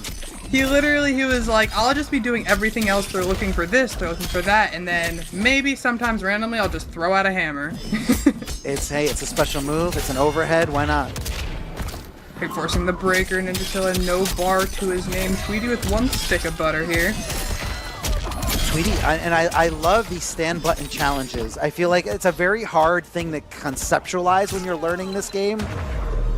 I'm surprised we didn't see the brutality there, but Tweedy's just trying to get this done as fast. But I feel like standing buttons as a challenge is a very hard thing to conceptualize in this game. Yes. Because I feel like everyone is just looking for a down 1, down 3, down 4, like a poke that'll give you like super frame advantage, and then you go for strike throw after that. But what Tweedy's doing there is he's preemptively throwing in those highs to kind of like maintain this space that he thinks Ninjakilla is going to approach. And it was perfectly called out there. Ninjakilla wanted to approach because he's not going to sit back and, hold the zoning. He's not going to sit back and just let T1000 do whatever he wants. He has to close the gap. Where I think Liu Kang is really good in this matchup is up close, but I don't necessarily think that T1000 is bad up close. So it's just more of like a comfort thing. Yeah. Down 3, saw the poke, respecting everything, and I guess he just thought that the string was over, the special move, that the string was over, but instead, here comes the low spike. It's not your turn. You got to guess, and you got to hold that. Immediately going for the back throw instead of going for a down 1 poke punish. Again, we're evolving. We're going to the next set. Oh, neutral jump right over the throw. I mean, Dude, this is all Tweedy, like all day. This is insane. He is just like, he seems like an unstoppable force right now. Absolutely just making the right reads, swinging for the fences, but still somehow gets that stray hit on Ninjakilla there. Possibly he was looking for the whiff punish, but Tweedy just right now just controlling the entire game. Oh, the low into the overhead. Yeah, Tweedy is one round away. We saw Ninjakilla blocking that before, but right now I think he's just so flustered, so out of whack that he's just like, this is scary. And imagine being able to put this pressure on Ninjakilla. Good armor, gets out of there. Oh, they're definitely gonna punish this. Back to that breaker coming off of Tweedy, but that's okay. He doesn't really need meter, you know, to apply the vortex, to apply the guessing game in the corner. Right. And especially not if Ninjakilla puts himself in the corner here. Mavado for the extension afterwards. Yes, the bounce into the air. Tweedy looking so good right now. Can he keep this going? Can he keep this going to win this 3-0? Ninjakilla, you gotta wake up! The armor's out! Ninjakilla waking up. Okay, he's being patient, working his way in. All gets opened up. Is this gonna be it? I'm not really sure what he was looking for there. Like, he blocked the first hit and just decided, let me just get hit by this high afterwards. Whoa, that could have been dangerous. Oh, the up block! Nice. Nice. Very, very nice. And not going to leave it to any... You know, he might have been able to get close to death if he just opted to not use the Fatal Blow. But in this high-pressure situation, I definitely agree. Spend the Fatal Blow. Make sure it kills. And Ninjakilla showing signs of life, getting this round, but look at the bar deficit. Look at the meter deficit. Tweedy almost full bar. Ninjakilla still, and I think that's why he's opting to go for a more zoning approach here. He wants to build a little bit of bar. He wants to kind of, you know, even out the playing field here. But that's what that Mavado's gonna do. Oh, ducks under. Yes, that's how you gotta deal with that string. It's a high string. If you let him do that, that is on you. Ninjakilla with the mids. Ninjakilla fighting back. Can he get this first game? That's a punish.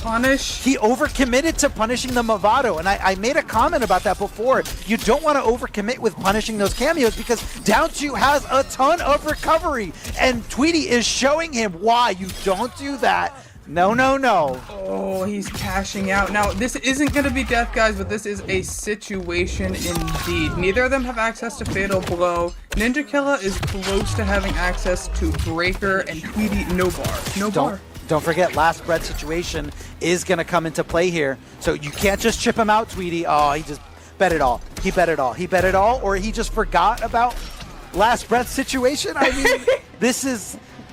It's a lot of chip damage, and it definitely depleted the life bar, but I don't know if it was enough.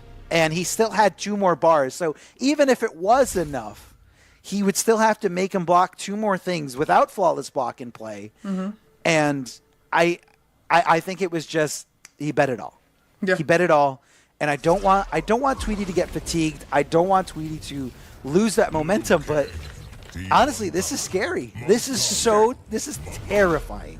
Yeah, because, I mean, the more and more we play, the more and more comfortable Ninja's looking. The more and more, the closer and closer the rounds are getting, the more, easier time he's having keeping his spacing, playing his game, controlling the pacing of the match. And that gets scary. When you see Ninja starting to get a download, that gets scary. Very unsafe choice there by Tweedy. I know, but there was 2 guesses there. There was the, are you gonna liquid metal drop? And then afterwards, like, are you gonna run away or are you gonna do the spikes? And Ninjakilla guessed right on both of those, depleting the life bar like crazy.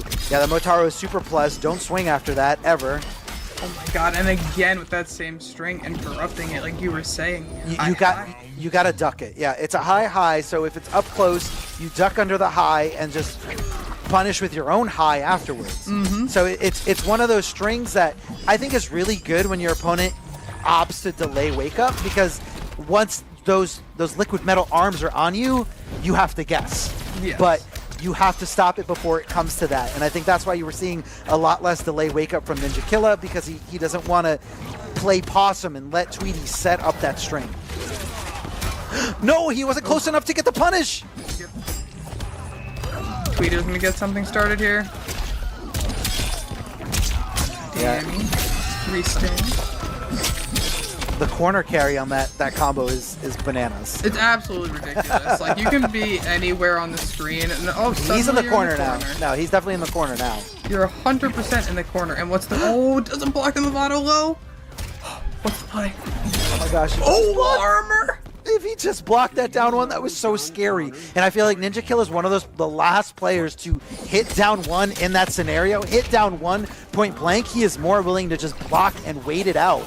But this is a whole different type of animal we're dealing with. This is Ninjakilla with his back up against the wall. This is Ninjakilla tapping into a whole new methodology here. A whole new character. Like, this is comfort zone for Ninjakilla. But Tweedy's been here time and time again. The low gets punished, but here comes the breaker to save the day. I don't know who favored in that trade, but it definitely didn't matter to Ninjakilla since he's got a nice life lead. Has a nice life lead. Happy to just sit here and block. Great duck again. Ninjakilla just calling these out over and over. Does he have the download? He is on the board, bringing our first set of Grand Finals to a Game 5. He's close to a reset now. The shift in momentum is insane right now, Arma. I mean, and all it took is one switch over to a character that we know Ninjakilla plays like in every single Mortal Kombat. Yes. We know, and I'll admit, Liu Kang's a little bit underwhelming in this game. You know, not as strong as Liu Kang has been in previous iterations, in previous Mortal Kombats, but Ninjakilla, you know, that's his character. That's literally his character, and he feels comfortable. That is what I'm seeing. Comfortable enough to get around the mix, comfortable enough to duck under all these command grabs, and Tweedy's got to mix it up just a little bit. I think he's got to opt to go for a little less command grabs, but still be super aggressive. Yeah, I do think he just needs to stay aggro, like you were saying. Maybe switch up, like, where he's doing his tick throws or adding in some other things. Ooh, if he waited just a little bit, he could have punished hard, but maybe he didn't want the Movado to come into play. That is absolutely heartbreaking there. That wake up shouldn't have gone unpunished. Here comes the regular command grab, doesn't care, just straight from... it out. I mean, you know, you're blocking somebody's string, they're super negative, and the thing that they're most likely going to do is block. So definitely a good opportunity to do there. Fakes it out, trying to get Ninjakilla to overcommit to something. Doesn't get the flawless block there on that very punishable string. Does get the command grab this time around. Maybe I'm totally wrong. I mean, I said I hope he command grabs less, but two of them very successful there. The empty jump gets called out by Ninjakilla with that back throw. Misses the extension. That's going to be huge. Oh my god, can Tweedy take the opportunity? Scramble situation. Big scramble. Oh my god, the overhead puddle drop from Tweedy. Can we also talk about the fact that he built more meter and he side switched by going into that special move? Tweedy is hyper aware. Tweedy is locked in. He's not letting this scenario like bind him down. Oh, I can't take this match, Arma. I'm freaking out right now. So good. The trade. Oh, throw punish. Throw punish. Yeah, it's gonna do a little bit more damage. Almost 18%. That's going to be an easy punish, but you're really not going to get much from it. I think next time he might want to commit to the Mataro if he does have it locked and loaded. I'm so scared. Oh, so much patience. Oh, it's so close. Oh, he gets the low spike. He thought command grab was coming. Tweedy called it out perfectly. One more thing, one more anything. A regular throw? A regular throw hits it! It hits it into the brutality, and Tweedy taking it 3-2 over Ninjakilla, ripping his arms off and showing his dominance. Tweedy is going to Final Combat after an entire year, almost an entire game of saying, I'm not playing this game competitively. Here comes T1000, and Tweedy's back. Tweedy's back. No, Tweedy is back, and he is back in strong form right there. What a set. A final game 5 versus Ninjakilla. Are you kidding me? This was back and forth, back and forth. Look at all these insane sets we had today, too. Even just looking back. I mean, but yeah, looking back, look at the momentum shift there. Yes, Tweedy's. Yes. And, you know, killer, who over the years show up big time. And here it is. It's that former teenager, Sonicfox, now in their 20s, one of the best fighting game players of all time, absolutely in any scene, and OnlineCale on the other side, maybe on that same path. Do not be surprised if he's on that same path here in Grand Final.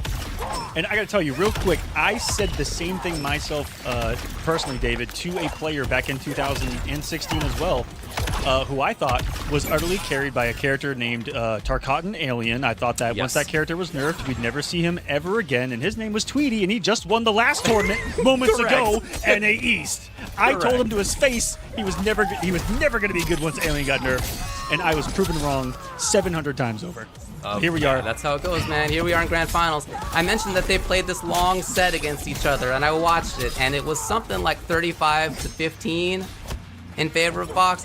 But even that, if you're at the age of Kale, that couple weeks ago, that's like a long time in your life. He told me he's been playing for a year and a half. Let me tell you, I haven't said half a year in forever. Half a year in my age is irrelevant. Doesn't matter as a length of time. But for somebody as young as him, that really matters. It really is. So I'm looking for him to have made some changes in the meantime.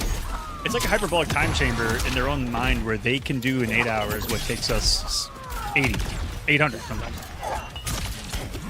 Oh, the range!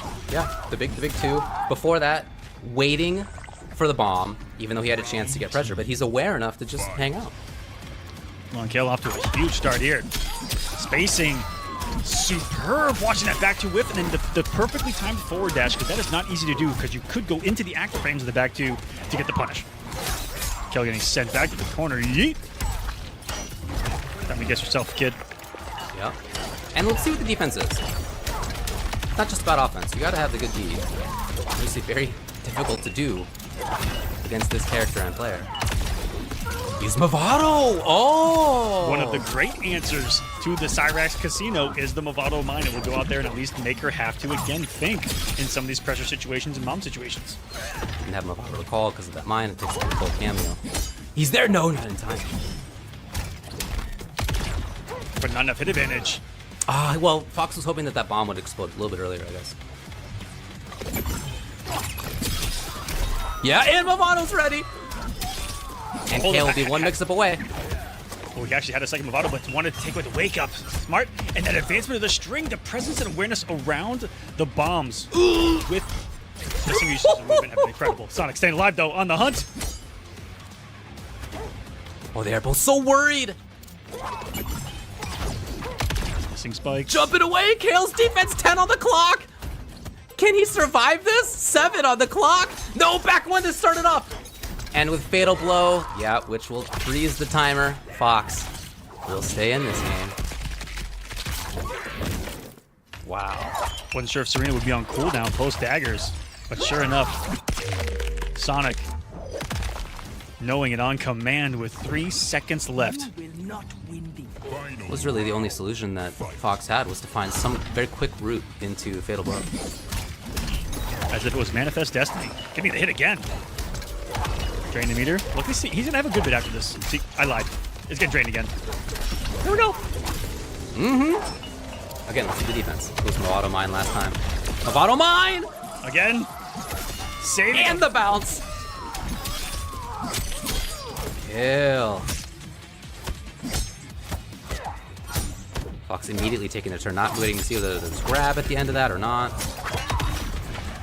Overhead. Serena catching the normal means that back two was coming in hot and ready. And Sonic. Give him a breaker? No! Denied completely, and it's 1-0. 2 games away from a Sonicfox victory and a secured final combat position. In theory. The second round, Kale was literally 3 seconds away from having taken that first game. So sticking with this makes a lot of sense.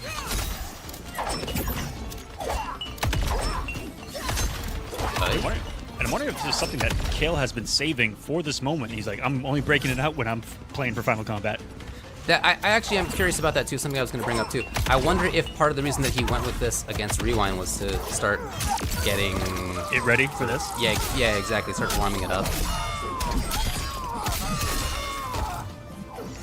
Here he is. Oh, regular grab, or raw grab, I should say. You rarely see. He didn't even have Movado to call. Unhand me. Say the one tech. Some great zoning from Sonicfox with bombs alone. It's gonna negate their activation. There's that really big range right there where you can't feel comfortable about throwing bombs in this match. Oh, nice work. Because in that range, and we've often seen this already, Kale could just do the low step. There's a mine. His defense is so huge. The reason he's in this thing in a way that so few other players have been is his defense. It's not just his offense. Yeah, that's great. So is everybody else's. It's his defense, man. You almost summoned it right there. An up block out of nowhere, taking round one of the second game. Both sides of the field look so strong. When you're top 10 in offense and defense, you got a pretty good team. So he plays around these bombs, tried to start up a low spike right there. Instead, he got spiked. Another goop. And blocked in time, too. Just in case that armor went blocked right there. Gonna blow to pick up, though. Yeah, still on cooldown. Okay. Fox taking a turn in a key moment. Could have been Kale to start things off, to mount pressure, to get out of the corner. But again, his defense is just killer. Everybody else has had such trouble with these Cyrax setups. He's got to bring it out again. He's got to see if he can again. Or not. Sonic giving a Is rare he in time? gift. No, it was a single shot. If it was a double, I think we would have had a match. I was on the hunt. I'm scared. And the jump comes out. Sonicfox first time neutral jumping over command grab. Final round. Fight.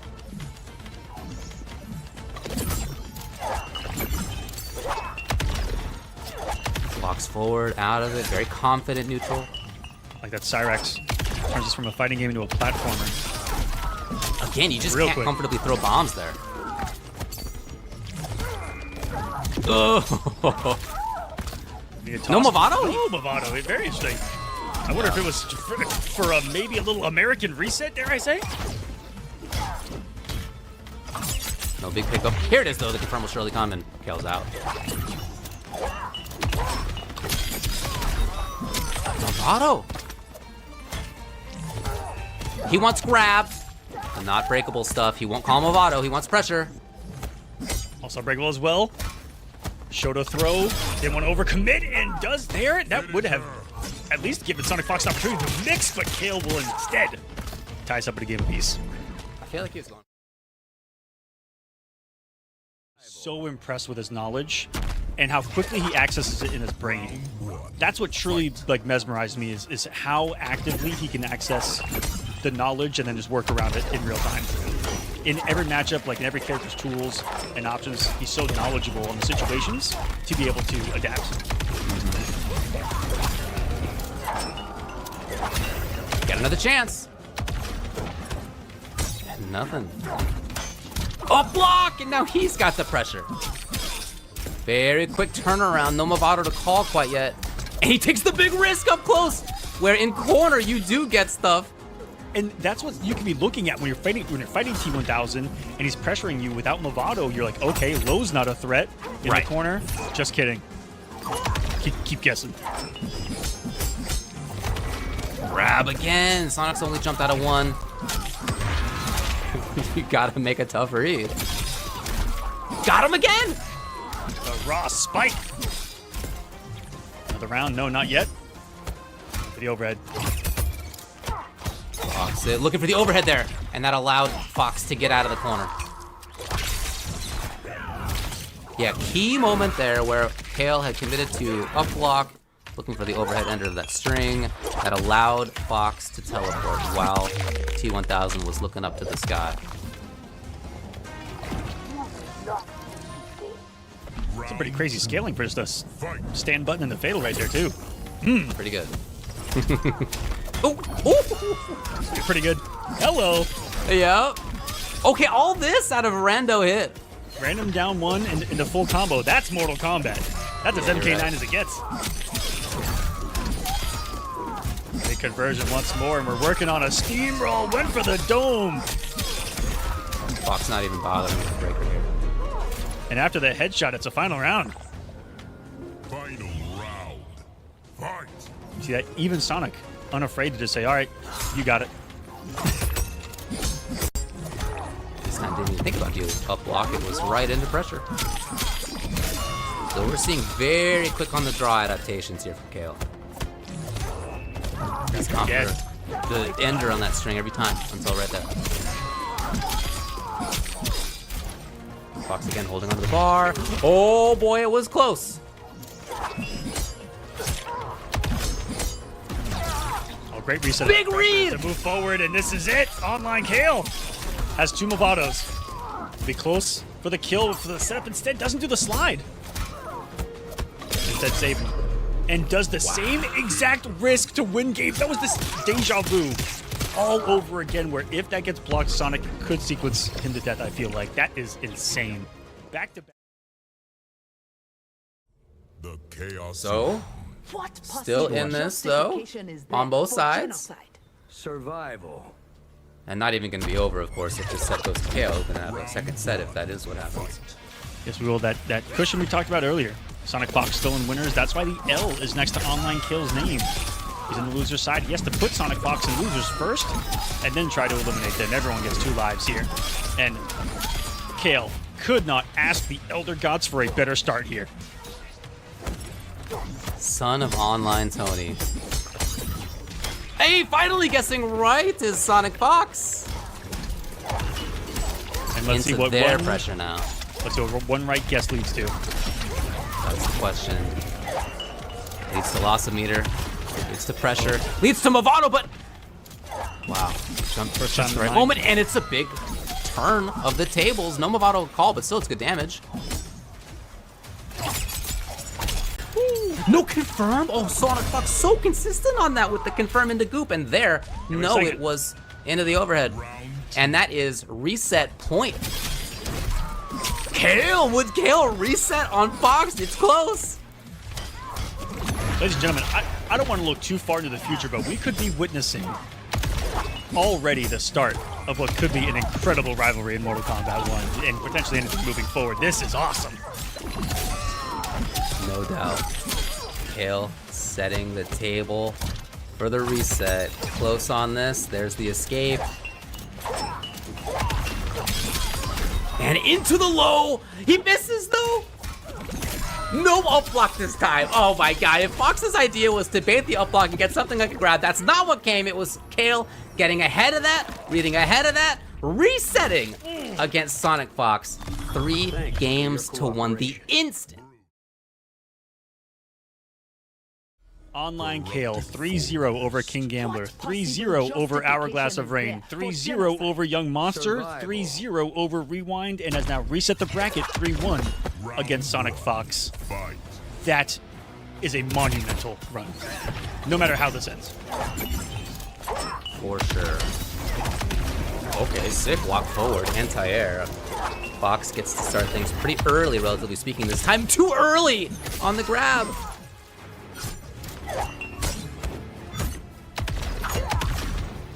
Nah, the Buki forward medium kick not working out.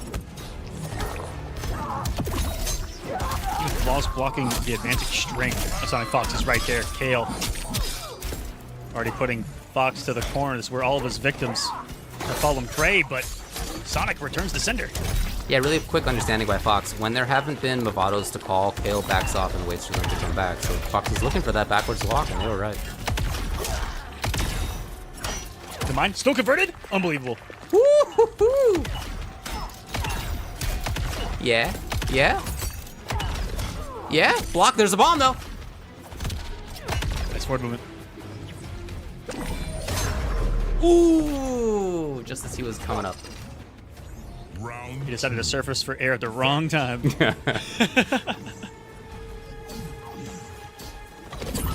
for anything to react. Looks like there's Qual. Yeah, he's really trying to hold on to that like 2/3-ish range. Oh, late on the goop.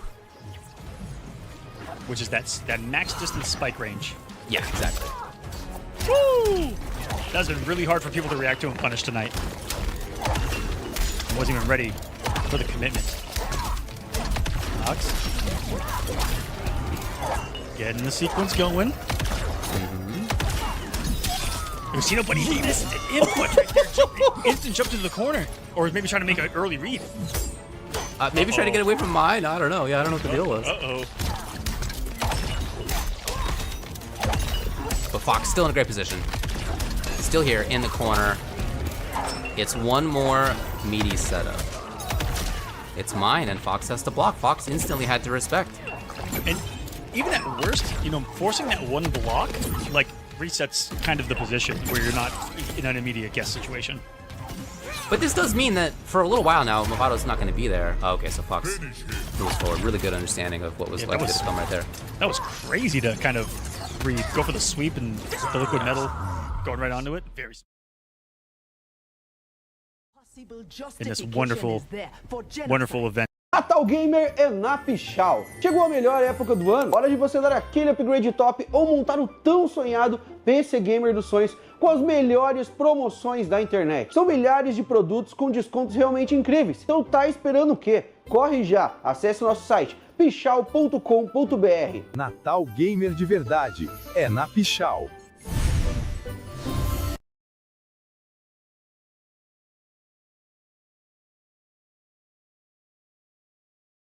That has been NA West, the final regional qualifier for pro competition online just for this weekend.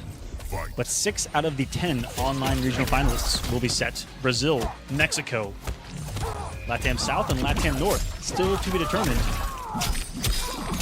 later this year. I think in about a month. Sorry, I don't have the exact date in my mind. I know it's shortly after Brazil next week. Going for a ride? Yes. And again, that was the moment just before this where Qual was waiting there for Movado to come back until he had him. Wants to make all those mixes count. Fox is out. Bomb! Okay. Yeah! Wow, sick.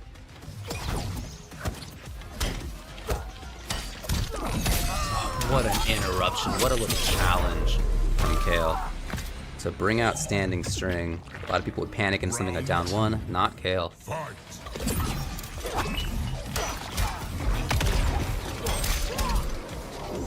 Well, man, Serena's out, so wasn't going to be a lot of damage out of the back one. Little cameo cancel. Here's overhead. Woo! Disrespected by Fox right there. But that's something that you say to yourself, high risk, high reward. If this works, I get the corner, and it's time to play my game. Do that safe on block with a -8 on the back two. Unhand me. That it's not going to work as an overhead, right? That works because sometimes the opponent's pressing a button or it's a low crush or whatever, but versus or it's so slow that it just yeah, right. It's a Buki 4 music. Out of there. Qual threatening to take this, moving forward again, trying to be in that 2/3 screen range. Oh, dash up command grab. He's got a couple Movados. I mean, my reaction is by what Sonicfox attempted. Like, the audacity to, I think Sonicfox read forward dash and was going to meet that forward dash with an active command grab, which is really high level. Is there for genocide. And it's only just begun at this young age. 15 years old, grew up playing fighting games with his dad, Tony, who of course made Evo Top 8 MK9. This is MK12. Here's his son doing it big. Bomb! Oh, let's go, that was sick.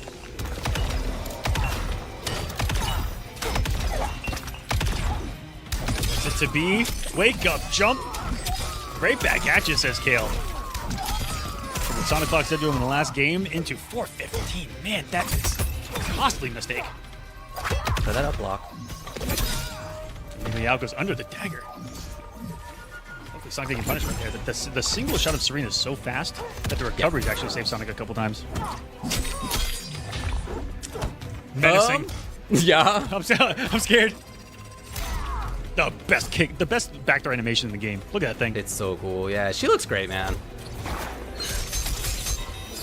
Okay, forward throw. Usually it's been back one, so I mean, against Cyrex, you default to one tech.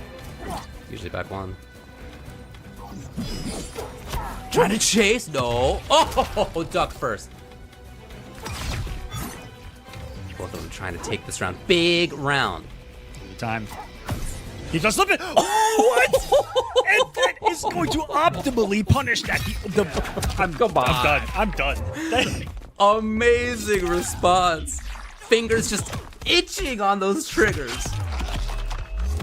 how itching to press him. That's kind of what I was talking about earlier about this young man, David, is how quickly he recognized the situation in what would, optimally, you know what I mean?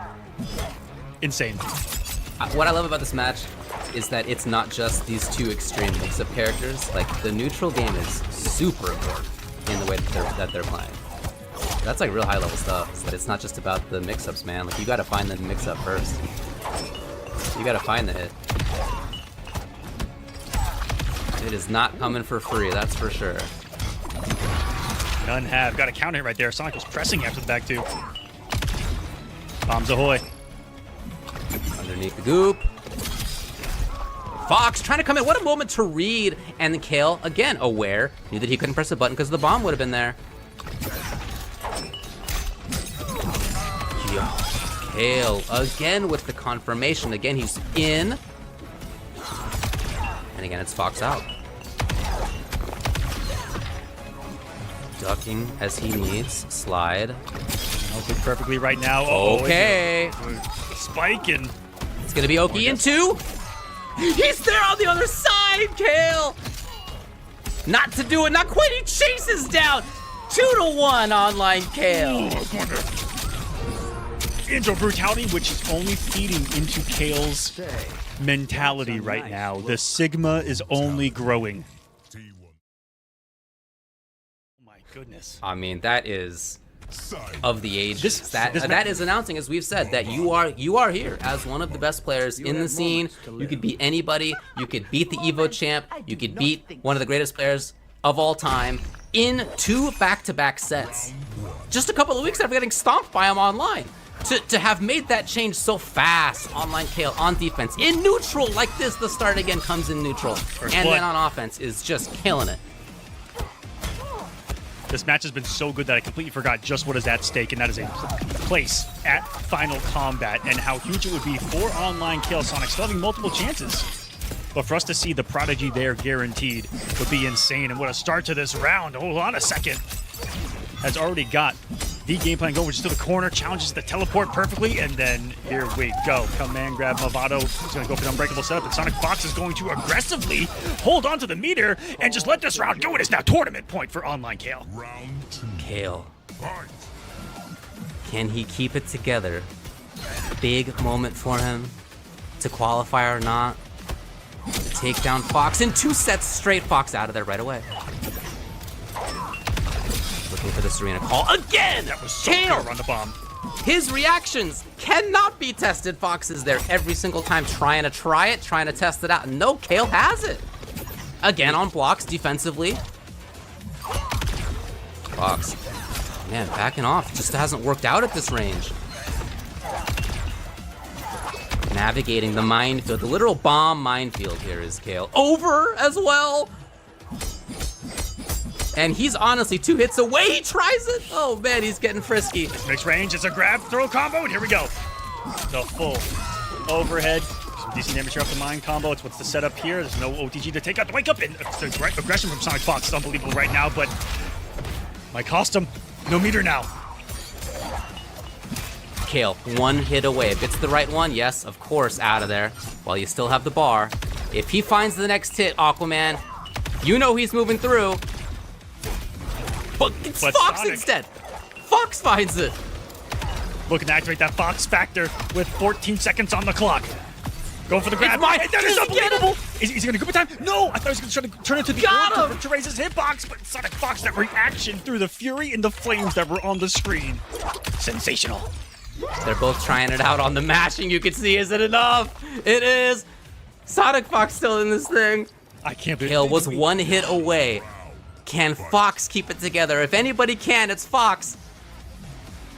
No longer throwing those bombs from range here. Respecting Kale's reactions in that neutral. It's waited until the whiff, and then they throw the bomb. Perfect choice. Setting things up, but all that said, Kale. Check! On reaction yet again, it's the defense time after time that saved him. There's Sonic having an answer. Immediately back, but oh no, the grab moved his hitbox back onto the bomb. Kale so worried about up. Oh, the one time he doesn't do it is when Fox hits the string. Here's Kale now. No melhor to call. Can he find 2-3 more hits? Can Fox find it from far away? Setting things up again is the intention. Out of the sky! What a pickup! Go. Kale. Sonicfox will break on the next one. Forced here. Kale. Now, again. Knew that Sonicfox was not going to complete the string. Can he find any hit? The low? Can he get it? Kale to take down Sonicfox 2 sets in a row to qualify for... No! Any chip, and he finally does have it. OnlineCale qualifies for a final combat over Sonicfox. Sigma's never quit mogging. Ladies and gentlemen, your NA West regional champion and final combatant, the prodigy of a former Mortal Kombat Evo medalist, one of the first to ever grace our entire competitive community. Temos uma mudança, eu não sei se é por causa do botão check ou estamos sendo trollados, tá? Ou realmente é um boneco de bolso, porque essa eu não sabia. Konqueror de Sector. E vai direto, hein? E tá valendo a grande final, Buiu! Vamos que vamos! Bomba! Um abraço aí pro meu amigo Inspirado no... Está rolante. Rolante. Vamos que vamos, grande final na sua tela, e é isso mesmo. É Konqueror jogando de Zone, primeira vez que eu vejo na vida. Tá? Zone! Vamos lá então, ó. Konk trazendo aí Sector e Motaro. É, vai ser demais, vai ser incrível. O Konqueror tá pela Losers, mas tá jogando de um jeito diferenciado como ninguém esperava. Vamos lá. Vamos que vamos. Final pra vocês. Olha isso, cara. O Konqueror ali... Já é uma luta diferente, né? Já muito. Tem um ritmo diferente ali. Opa! Pegou ali na rolada diretamente na marmita. Dano gostosinho do Zeus. O Konk levanta no ar, safe, o quê? Quase que ele pega da leitura ali, não deu certo. E aqui a Pototec foi boa, hein? É, agora ele tem a vantagem da punição, vai gastar Fatal Blow, vamos ver se vai ter quebra. Teve quebra e vira uma luta um pouco mais distante agora. Ele sabe que ele tem que zonear e tomar cuidado com o Mavado. E aqui o Konk vai tentar reiniciar o jogo, vamos ver. 20 segundos no relógio, o Zeus agora vai fazer a punição incrível, e é isso, ó. É round pro Zeus. Muito forte realmente. Jogador da Fusion se mostra preparado para mudança de match. É, justamente, né? Assim, o Konqueror ele não pode deixar encostar de jeito nenhum. Eu sinto que ele tá até mandando pouca magia. Ele tem que usar mais essa magia aí, justamente para tentar condicionar. Tem o avanço aéreo, né? Esse avanço aí que funciona bem. E vai... Ih, o problema é essa punição, ó. Mas a punição pro Zeus tá aí. Os dois já foram campeões aí da Liga Latina, né? Zeus, o campeão do ano passado. O Konk também, que já foi campeão no MK1, né? Já foi o grande representante. Luta insana. E a secta do Konqueror, Speed, não é aquela secta que pula bastante, não cria muito espaço. É, isso, justamente. Não sei se é a melhor opção. Pelo visto, não tá funcionando muito bem. A estratégia não tá rolando. Tá melhor na parte do Zeus. Ele vai justamente botando pressão para não deixar a magia rolar. E a bombeta vai comendo solta. Vamos lá, Zeus aqui tentando chegar aí com vantagem de vida. O Konk pagou overhead ali, muito bem defendido pelo Zeus. O Louquinho. Não teve grandes conversões aqui o Konk, vai tentando buscar. Ele vai zoneando, né, Speed? Ele precisa levar o máximo de vida que ele puder. É, o problema é isso daí, né? Tem a opção de quebrar, ele vai. Ué. Ah, ele parou pro Konqueror não quebrar. Nossa, cara, olha a jogada do Zeus. Incrível. Incrível, tá aí 1 a 0, a galera batendo palma. O Zeus continuando, né, cara? O seu bom momento, o Konk não gostou da secta. Lá, o Zeus fala assim, que bom que você trocou, né? Com certeza, dá pra ver, né, que o Konqueror não tá com ela 100% masterizada. Tem que botar o main nessas horas, meu amigo, não tem jeito. Põe o... Como é que é, Põe o salva-ficha, né? Porque é o boneco do coração, o boneco tá treinado. É, tá aí, ó. Porque ele precisa realmente, de uma que o Konk tomou 3 a 0 de Kensho, mas o Ravik realmente tá sendo muito bem jogado pelos Zeus, hein? O Konk não tá sendo feliz pra ler o 50-50. Ele não treinou 50-50, né, Speed? Acontece demais. Cara, e o Zeus já chega de... Impressionante como tá forte esse Ravik do Zeus, hein? tá cada vez mais forte. O Konqueror tem que colar e não passar o... Meu amigo, olha onde ele achou essa gap aí. Aí vai ter uma boa conversão aqui no ponto. Vamos ver. Faz ali o pulo de cross, ó. Passa a manteiga, vral, vral, vral. O overhead agora sensacional. O acerto vai tentando funcionar. Agora sim, um bom overhead no Konk. Vai pra reativação. O up block. Olha só esse pick-up maravilhoso do Konk. E aí, um excelente round, Speed. Bom round, o Konqueror se recuperando. Poderia ter vindo já de cara com o Kenshi, mas deu pra ver que é um Konqueror diferente com o Kenshi da outra partida. Mas olha a defesa com punição de revide do Zeus, cara. Parado, né? O Mavado, ele possibilita essa conversão completa do Zeus. Esse roll, né? Essa movimentação de rolamento aí é muito rápido. Funciona com a punição para vários golpes. E esse overhead do Kenshi é um deles, Speed. Justamente. Bom, vamos lá. O Zeus vai se reposicionando de novo na partida. Vai tentando jogar um pouco mais no espaçamento para tentar esperar, né, os erros do Konqueror. Perigoso o Konqueror fazer isso. Tem que ser no macete, mas a Whiff Punish aconteceu. E aqui a conversão do Konk é sensacional. Vamos lá. Blau, blau. Vai botar agora. Meu Deus, que dano é esse? 440 teve a reativação, mas aí o Brasil da verdade. Que lapa que tirou, hein? Ai. Teve que quebrar o Konk agora. Um round importante pra ele. Vai tentando se aproximar ali com o acerto. Não tem mais recurso Konk, hein? Vai ter que jogar na maciota. Vai ter que jogar na honestidade. No CLT. O Ravik tá chegando. Ravik chegando. O Ravik tá chegando aqui. Tá chegando. Meu Deus, o overhead sensacional. E é isso. Temos uma partida aqui, senhoras e senhores. 1-1. Uma partida estudada, mas já tá bem melhor do que o primeiro set. Não, é outra atitude, né? O Konqueror, ele tá muito mais confiante, parece que esquentou, né, com seu Kenshi. E eu tô gostando porque ele tá fazendo uma reativação atrás da outra, né? Às vezes você pode até parar um combo. Na verdade, você é obrigado a parar um combo, finaliza, derruba para poder reativar o Kenshi. Você vai tirar um pouco menos de dano, mas mantém a pressão 1-1, tudo igual. Tudo igual, vamos nessa. Ih, rapaz, congelamento. Meu Deus, aí é doideira, hein? Aí é coragem. Aqui acerta ali o bracinho beitado, hein, cara? O Konk sabia, né? Pulou de cross. Nossa, onde chega? Que pouco ele por parte do Ravik esperto, né? Justamente para bater nessa assento aí também ganhar espaço, Speed. Importante, esse espaço aí é fundamental nessa match. Enquanto isso, o Konqueror vai trabalhando exatamente isso, né? Jogando no espaço, agora que ele tá com a assento ativada, mas não tem o espírito para garantir pressão. Aí deu ruim, hein? Meu Deus, sensacional. Olha o dano. Blau, blau, blau. Olha blau, o dano. Blau, chablau. 400 e lá vai pedrinha. Um pick-up maravilhoso agora do Zeus. Que vai desenhando um round sensacional. Uma vada ali pra dar um daninho gostoso. E aí tá a leitura maluco. doideira, Spiet. Tá maluco. É um nível muito alto, gente. É um nível absurdo. O Zeus, ele tá fazendo boas leituras aí, né? Principalmente na hora do levantamento. Ele tá conseguindo trazer, né, todo o potencial do Ravik a todo momento. Aí aqui rola. Sensacional, hein? Teve o break ali agora do Zeus, ó. Tá tentando abrir alguma coisa ali.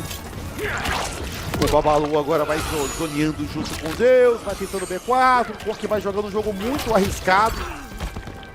Porque se tiver marvada ali, o Ravik vai punir, né, esse overhead aí, esse projeto do Kenshi. E aí um B4 incrível em Whiff Punish, dano nas sacolas. É, o daninho completo. Ai, ele tomou o final, a situação pro Konqueror não tá boa. Ravik tá lotado de barra, lotado de recurso, tá com mavado. Rapaz, e aí é depois a defesa do Konk, vamos ver. Tá difícil. Pressão. Se defende muita como pode. Cara, isso aqui é muito difícil de virar, hein? O Konqueror se tem que defende achar como pode. duas aberturas limpas e sonhar, gente. Duas aberturas e um sonho, exatamente. É, que provavelmente vai ser GG, tem 26 de vida ali, o Zeus Malandro vai jogando demais! E aqui tá 2-1, Zeus agora colocando um gameplay muito interessante. Da primeira pra segunda partida foi completamente diferente, mostrando uma bagagem realmente, Spiet. É, cara, agora aquele momento de pensar, né, reestruturar a estratégia. O Konqueror é um jogador experiente, mas ele não quer conversa. E, na verdade, assim, né, Buiu? Já tinha o que ver, agora é hora de ir pra cima, acreditar no sonho, porque o Zeus tá jogando demais. Vamos lá, 2 a 1 pro Zeus, hein? Konqueror pela luz. A situação dele vai ficando cada vez mais difícil a cada combo. O sonho vai ficando mais longe, né? Vamos nessa. O sonho vai ficando mais distante, né? Mas vamos lá, tem luta pra acontecer. O Zeus, ele tá muito forte, né, cara? Ele tá bem firme na partida, dá pra perceber isso. Que sensacional do Zeus. Tem barra pra quebrar, filhão. Ele faz a conversão simples, vai tentando chegar agora aqui na partida. Aqui é a próxima disponível ali, um malvado esperto, hein, cara. Ih, rapaz, a porta tá aqui prontamente quebrada. Primeira grande leitura do ponto foi acompanhado do break. E vai tentando zonear isso, Tweedy. Momentos de decisão, o Konqueror ele tem bastante recurso aí. O Zeus ele tá, assim, sem barras, mas tem um heavy aí que pode atrapalhar qualquer momento. Ai, é isso que eu ia falar, cara. O rolamento com a marmita pode decidir, o Konqueror decide quebrar. Imediatamente ali a rolada veio. E agora a vantagem de vida pro Zeus. Vai entrar agora em Tournament Point em 16 segundos agora pro Konqueror, meu Deus! E é isso! Pode ser o último round da Liga Latina! Meninote Zeus, a 90 segundos da glória. Pode ser agora. Vamos nessa momento decisivo agora. O Konqueror vai respirando aí do jeito que dá, mas o Havoc não deixa, cara. Opa! E aqui a conversão é boa, vamos ver o Konk sonha, né? Cara, a marmita tá no chão, tem que pedir benção, tem que esperar. Assento vai fazendo a playzinha, o Zeus agora acaba apertando na hora errada. Mais uma reativação, vamos ver. O Konqueror errou. Rapaz. Tá tenso. Movimentação insana aqui do Konk, meu Deus, ele salva esse Tournament Point de loucura! Temos um jogo aqui, a Cacatua tá picando de leve, mas não morreu não. Bora que bora, ainda tem luta pra acontecer. O problema é que o Zeus começou muito bem. Esse dano aí não é tão grande, mas olha, ele já levanta de novo batendo. É muito forte. Aí aqui, round agora pro Zeus é interessante, hein? Começa na frente. Vamos ver. Tournament Point. Ai. O Zeus é muito inteligente, joga na distância pra não tomar nada, ó. Ele tem um mavado disponível para puxar a qualquer momento, o Konqueror sabe. As barras estão iguais. Espera, né? Bom B4 agora para surpreender isso. Coloquei o perfeito, ele já vai para cima e agora abriu, hein, Buiu? O Konqueror vai ter que quebrar isso muito rápido. E ficou sem barra, filhão. Vai jogar descalço, vamos ver. Na trave de chinelo, aqui tem a conversão, hein? Vai quebrar ou não? Não, ele vai aceitar, hein? Vai aceitar o combo completo, porque ele sabe que se, né, a Stance finalizar, vai ter pressão, olha lá. Só que a assistência vai acabar, acabou. Opa, tirou o bloco ali, vamos acompanhar o inteligente o agarrão aqui, vamos lá. Pode ser os momentos finais. Quase contesta. E aqui deu a caçada agora, o Mavado não veio pra converter, vamos lá, 23 segundos, vamos ver o Konk agora vai jogando a sua vida, 20 segundos, pode ser agora. Decisão. O campeão da Liga Latina pode sair nesse exato momento, vamos ver. O chute a marmita. 50. Sensacional, e é isso! 3 a 1 e ele vai de novo. O pai da X-Dome pela segunda vez seguida. Zeus é o grande campeão da Liga Latina, parabéns. O Konk aí fez uma grande final. Mas não tem jeito, né? O Brasil tem dono e tá aí na tela, né, cara? Brasil, a gran final. Totalmente, mi querida Haseo. Estamos ya en el enfrentamiento final. Estamos ya por conocer quién va a representar a México en Final Combat. Y creo que los resultados hablan por sí mismos. Creo que será el jugador más adecuado. Y con esto arrancan las acciones. Hay nada más que nos actualicen el nombre porque es YakuzzaKnight quien está afrontando esta gran final.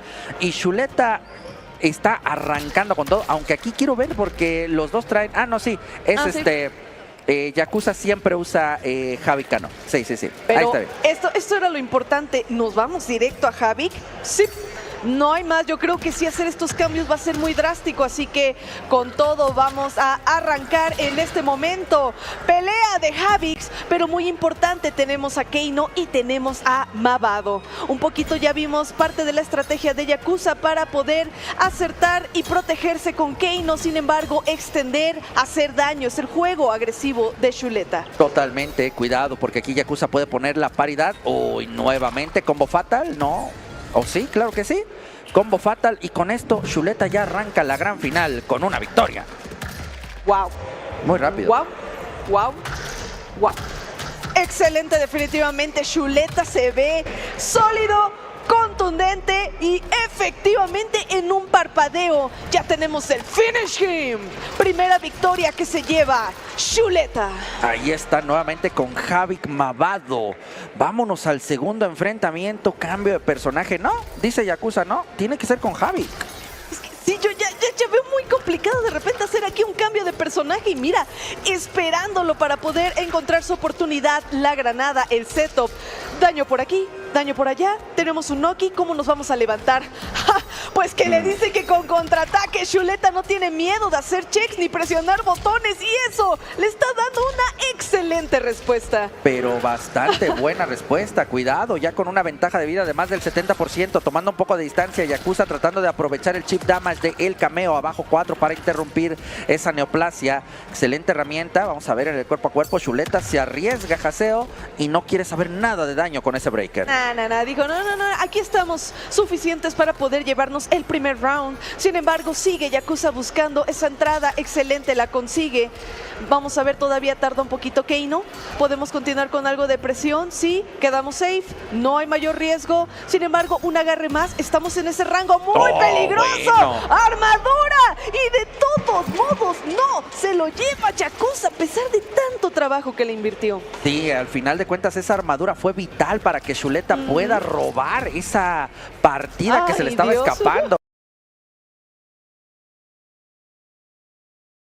Viene desde el aire con esa patada, también de los movimientos más recientes que se le agregaron a Havik. Y pues bueno, que es launcher, excelente defensa por parte de Shuletah. Breaker también por parte de Yakuza. Muy pareja esta segunda ronda. Oh, bueno, al menos solo una ventaja de un poquito, una barrita más para Shuletah. Y aún así esto muy peligroso, cómo decide utilizarla.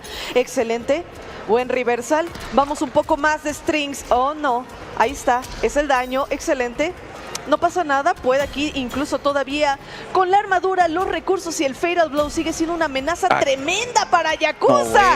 Porque solo tenía que esperar para encontrar la oportunidad. Y así es, por algo se había guardado con tanto cuidado este Fatal Blow porque sabía que era el combo sencillo y bonito. Y otra vez con combo fatal, Shuletah pone el 2-0, mi querida Haseo. Ya quiere acabar con esto. Jesús, definitivamente. Sí, no era broma cuando decíamos que el juego de Shuletah es muy agresivo y muy característico por ser un tremendo rushdown y bueno, lo estamos viendo en este momento. Ahí está Yakuza en una situación muy compleja, pero hay que tener la resiliencia para aguantar. Rematch, presiona ese botón. Sí, o sea, ya lo pensó, ya lo analizó, dijo, no es Milena, no es Baraka. Tiene que ser a través de la misma fortaleza de Havik. Y sí, está totalmente apostando que la mejor opción es Havik contra Havik. Y poco a poco, Shuletah solamente viste. Qué paciencia, un poquito en el string. Ahí está el gap. Vamos. Totalmente. Y ojo, ahí está la respuesta por parte de Shuletah, que sigue acumulando una gran ventaja de vida. Conoce a su oponente, conoce a su rival, a su personaje y sus estrategias. Excelente defensa. Toma distancia, viene con la neoplasia. Ahí tratará de llevarlo a la esquina. Esto va a ser combo. Breaker. Granada. Vamos a ver breaker por parte de Yakuza. No, ahora se va a guardar las barras. Es que no sé, ya dejó pasar una oportunidad. Hay mucho daño encima. Oh no, contraataque. Ok, no vería pertinente tal vez el breaker en este punto. Tiene que ver si sí consigue hacerle más daño a Shuletah. Podría ser la opción. Ahora sí, lo veo viable completamente y excelente. Mira nada más. El Loki, esto es todo. Muy bien el wake up, la granada hay que respetar, defender. ¡Qué antiaéreo! ¡Lo alcanza! ¡Qué comeback alcanza Yakuza!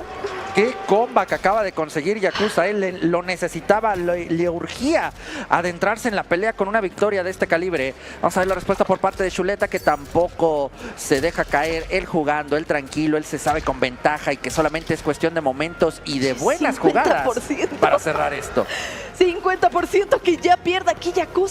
¡Auch! Esto sí puede ser muy impactante mentalmente hablando. Puede ponerte nervioso y ni se diga. Otra vez para la granada.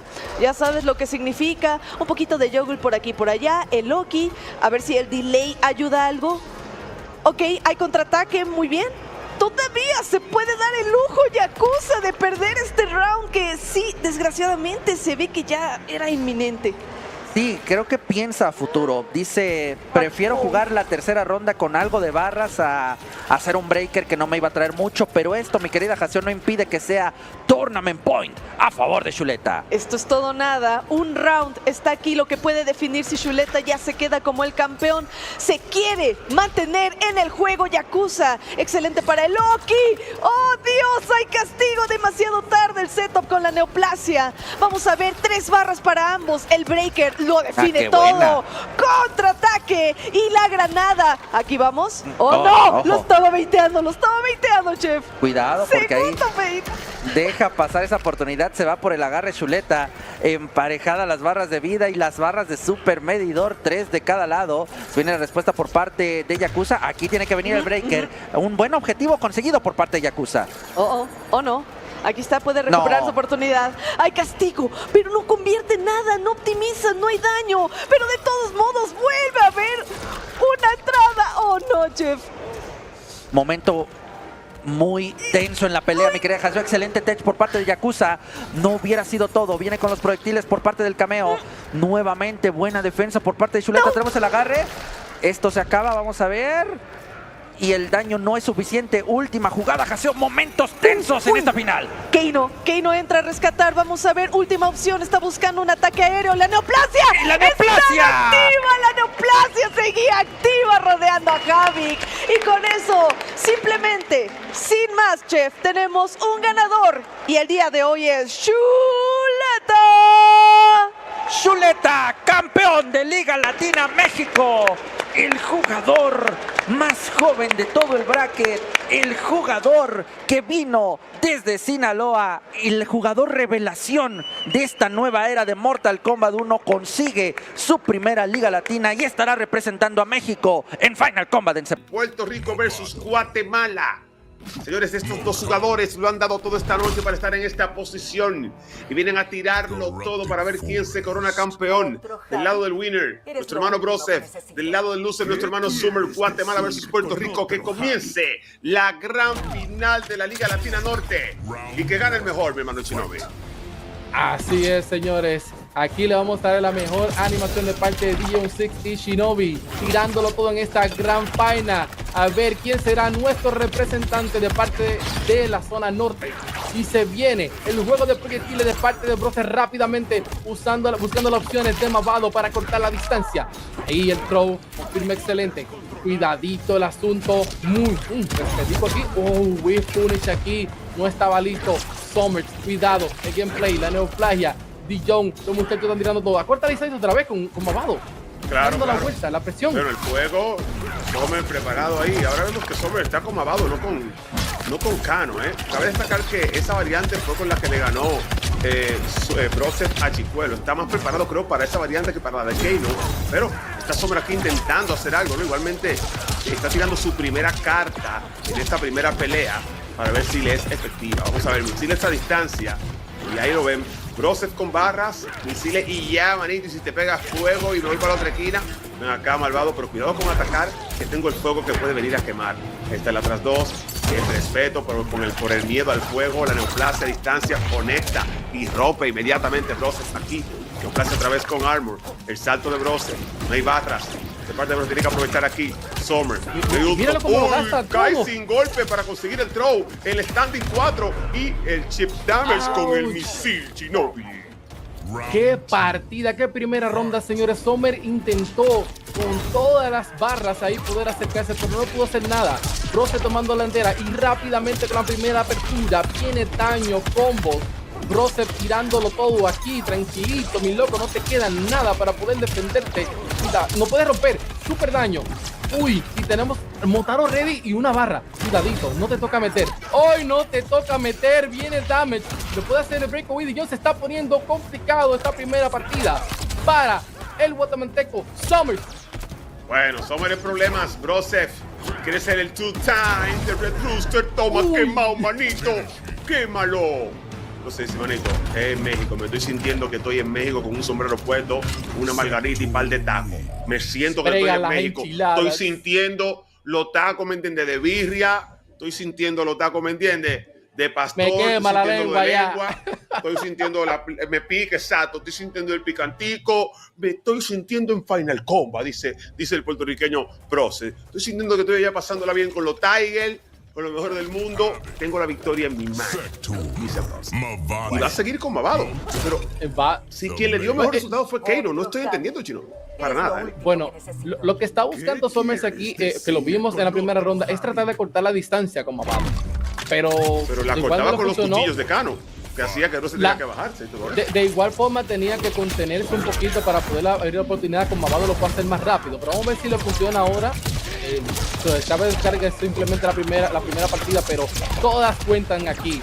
De igual forma aquí, Broseph es el que está tirando todo nivel, abriendo esa partida. Buena interrupción aquí de Motaro. Dice, estamos ready. Y sigue el daño de John. Velo ahí, extendiendo el damage después de esta confirmación.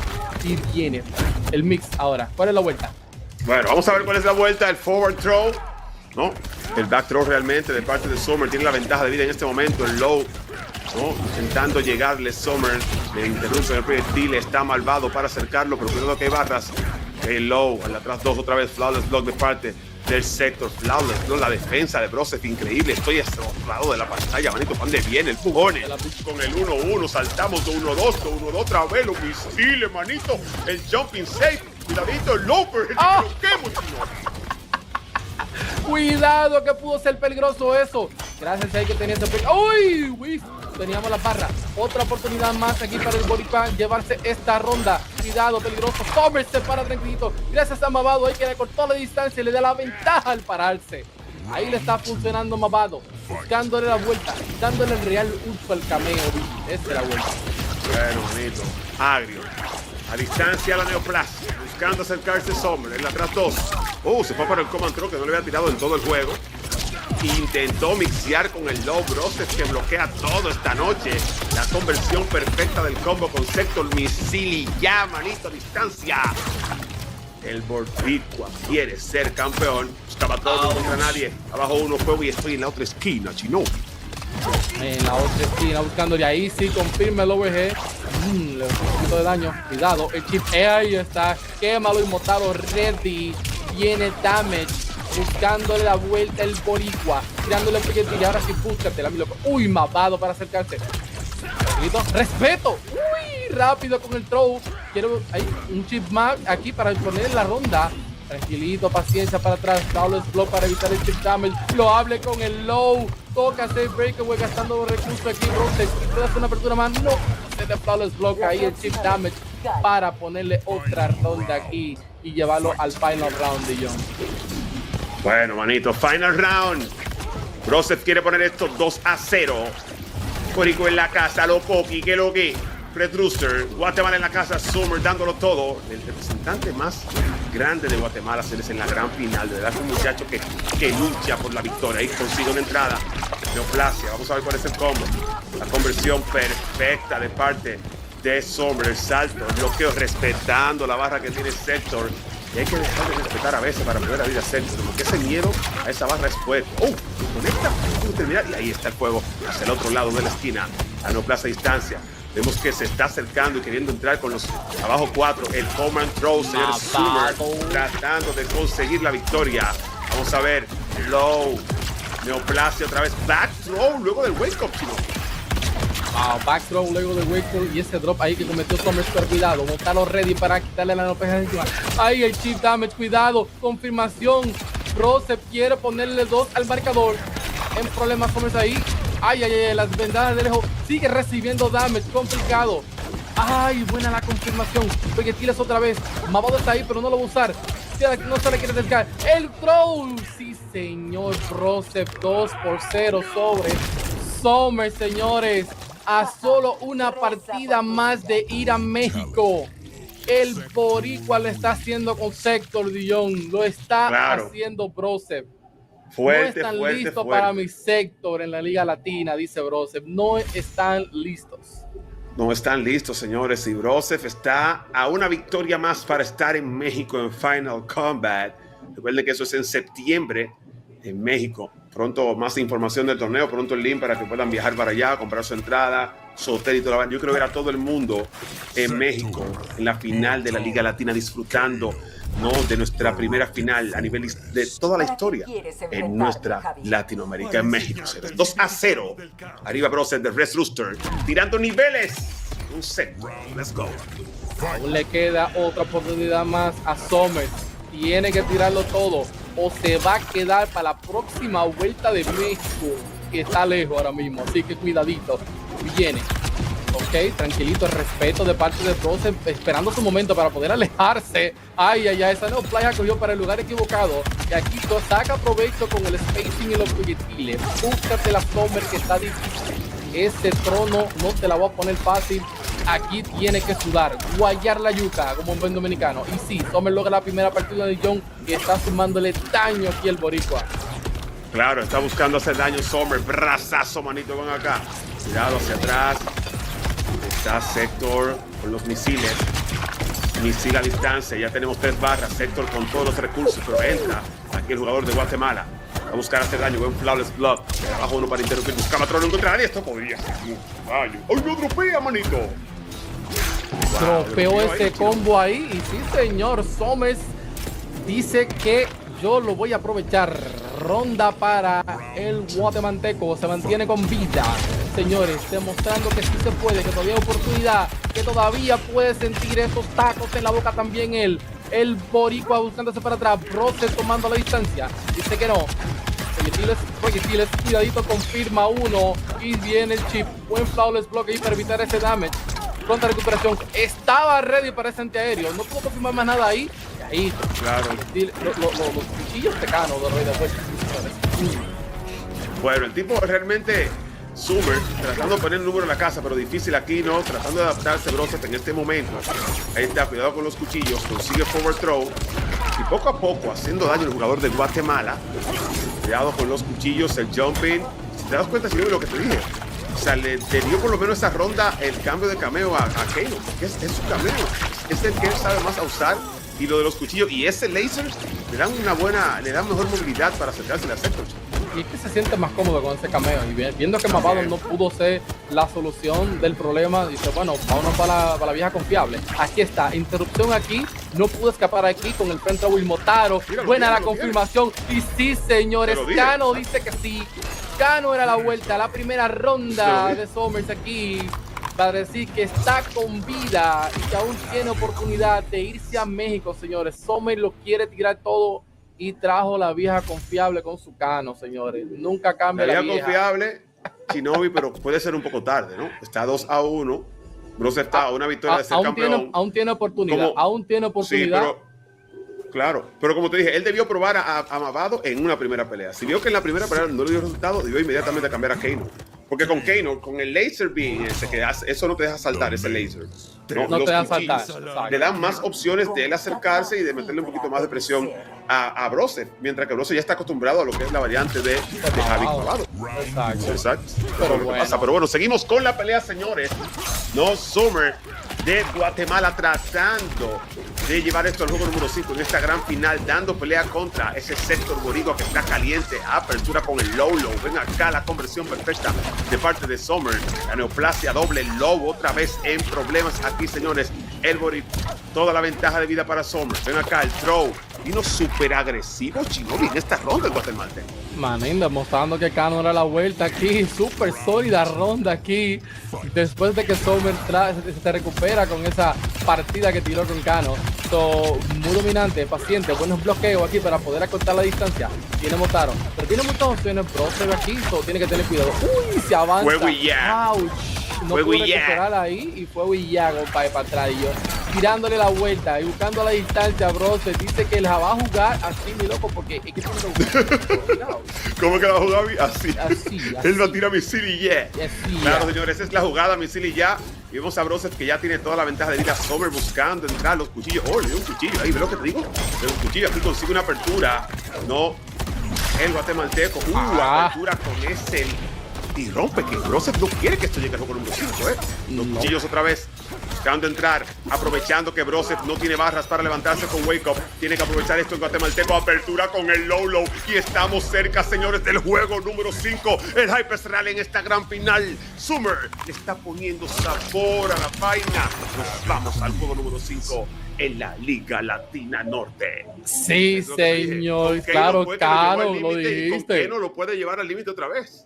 Bueno, y ahí está aprovechando esa oportunidad y a solo una partida más gracias a Kano de resetear esta gran final, señores, y poner a Broseph donde nadie quiere estar, señores, buscando opciones. Después que tenía ese 2-0 sólido ahí, Broseph. Vamos a ver, se mantiene sólido con su secto, aún tiene más oportunidades o va a tirar los dos ahí, compadre. Hay que resetearlo. Él va a seguir con secto. Él va a seguir con secto, tranquilo. Esta noche, olvídate de eso. ¿Tú crees que no? ¿Tú crees que no traiga un brujo? No esperes ningún brujo, nada de eso. No esperemos brujo, entonces. Misiles y ya, señores. Última partida posible para Boricua o Guatemala con el reset. ¿Cuál es la vuelta, Dillon? ¿Cuál es la vuelta? Bueno, vamos a ver cuál es la vuelta. Comienza fuerte Broseph con los primeros combos, haciéndole daño al guatemalteco, que no se puede desesperar en esta última. Fue lo que le pasó en el juego número 5 de la batalla pasada. Un poco desesperado por entrar y Broseph lo aprovechó.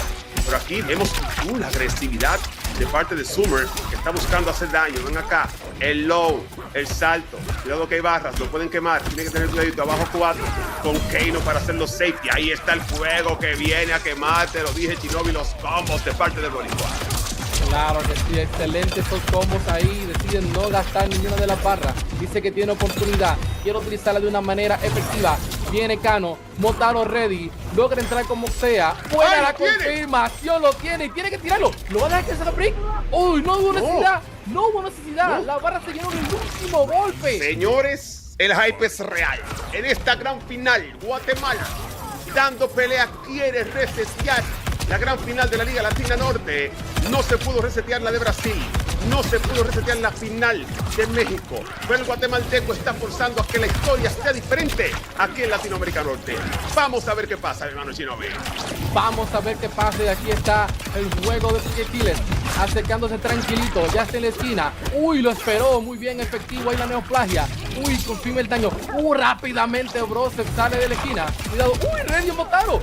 Ahí lo consigue, muchacho. Entrada, hacer un poco de daño, cuidadito. Igual tiene barras ahí Broseph, el respeto, el abajo 1 intentando entrar con el adelante 2.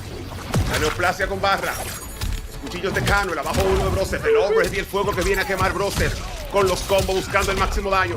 Broseph no quiere reset, los Koki no están en eso. Cuidado con los misiles a distancia, 37. Y no se puede desesperar Zommer. Muchas barras igual de parte de Broseph, Tiene que buscar el Zommer, aunque sea forzar el break antes de que termine la ronda, si no la gana, Cuidado, las dos. Ok, buen bloqueo. Intentando abrir, el abajo 4, el fuego que viene a quemar y lo van a terminar y se queda con todos sus recursos, señores. Tournament point para Broseph, que ya tiene la mitad de un taco en la boca, manito. Bueno, nos fuimos a una del reset o a una de llevarse esta Liga Latina. Broseph por segunda vez le está tirando todo aquí el Boricua, pero igual el guatemalteco no se queda atrás. Tira el late de Cano. Los proyectiles, ambos jugadores, Manín tiene la intensidad arriba, no se quieren secar. Decide Broseph tomar la apertura con el throw y viene fuerte la cosa. Claro, ahí está el misil de frente, el abajo 1, buscando entrar, fuego. Soy el otro lado de la esquina, Shinobi. Buscando la apertura aquí, buen flawless block, lo hacemos safe con Kano. Busca el low, excelente defensa de parte de Broseph, que quiere sí o sí ganar esto. Misil a distancia, llenando barras. El Broseph tranquilo. Ay, buscando la ventaja ahí. Mira, eso va a hacer daño overtime, los cuchillos hacia el otro lado. Zommer no encuentra cómo entrar en este juego 5. Consigue una apertura importantísima, Shinobi. Vamos a ver el máximo daño. Lo deja ahí, el low, el salto neutral. Cano para hacer los saves. Apertura con el low. Podríamos estar en el reset, señores. La neoplasia con barra. Los flawless block de Broseph. Estamos en el reset. Primera final de la Liga Latina.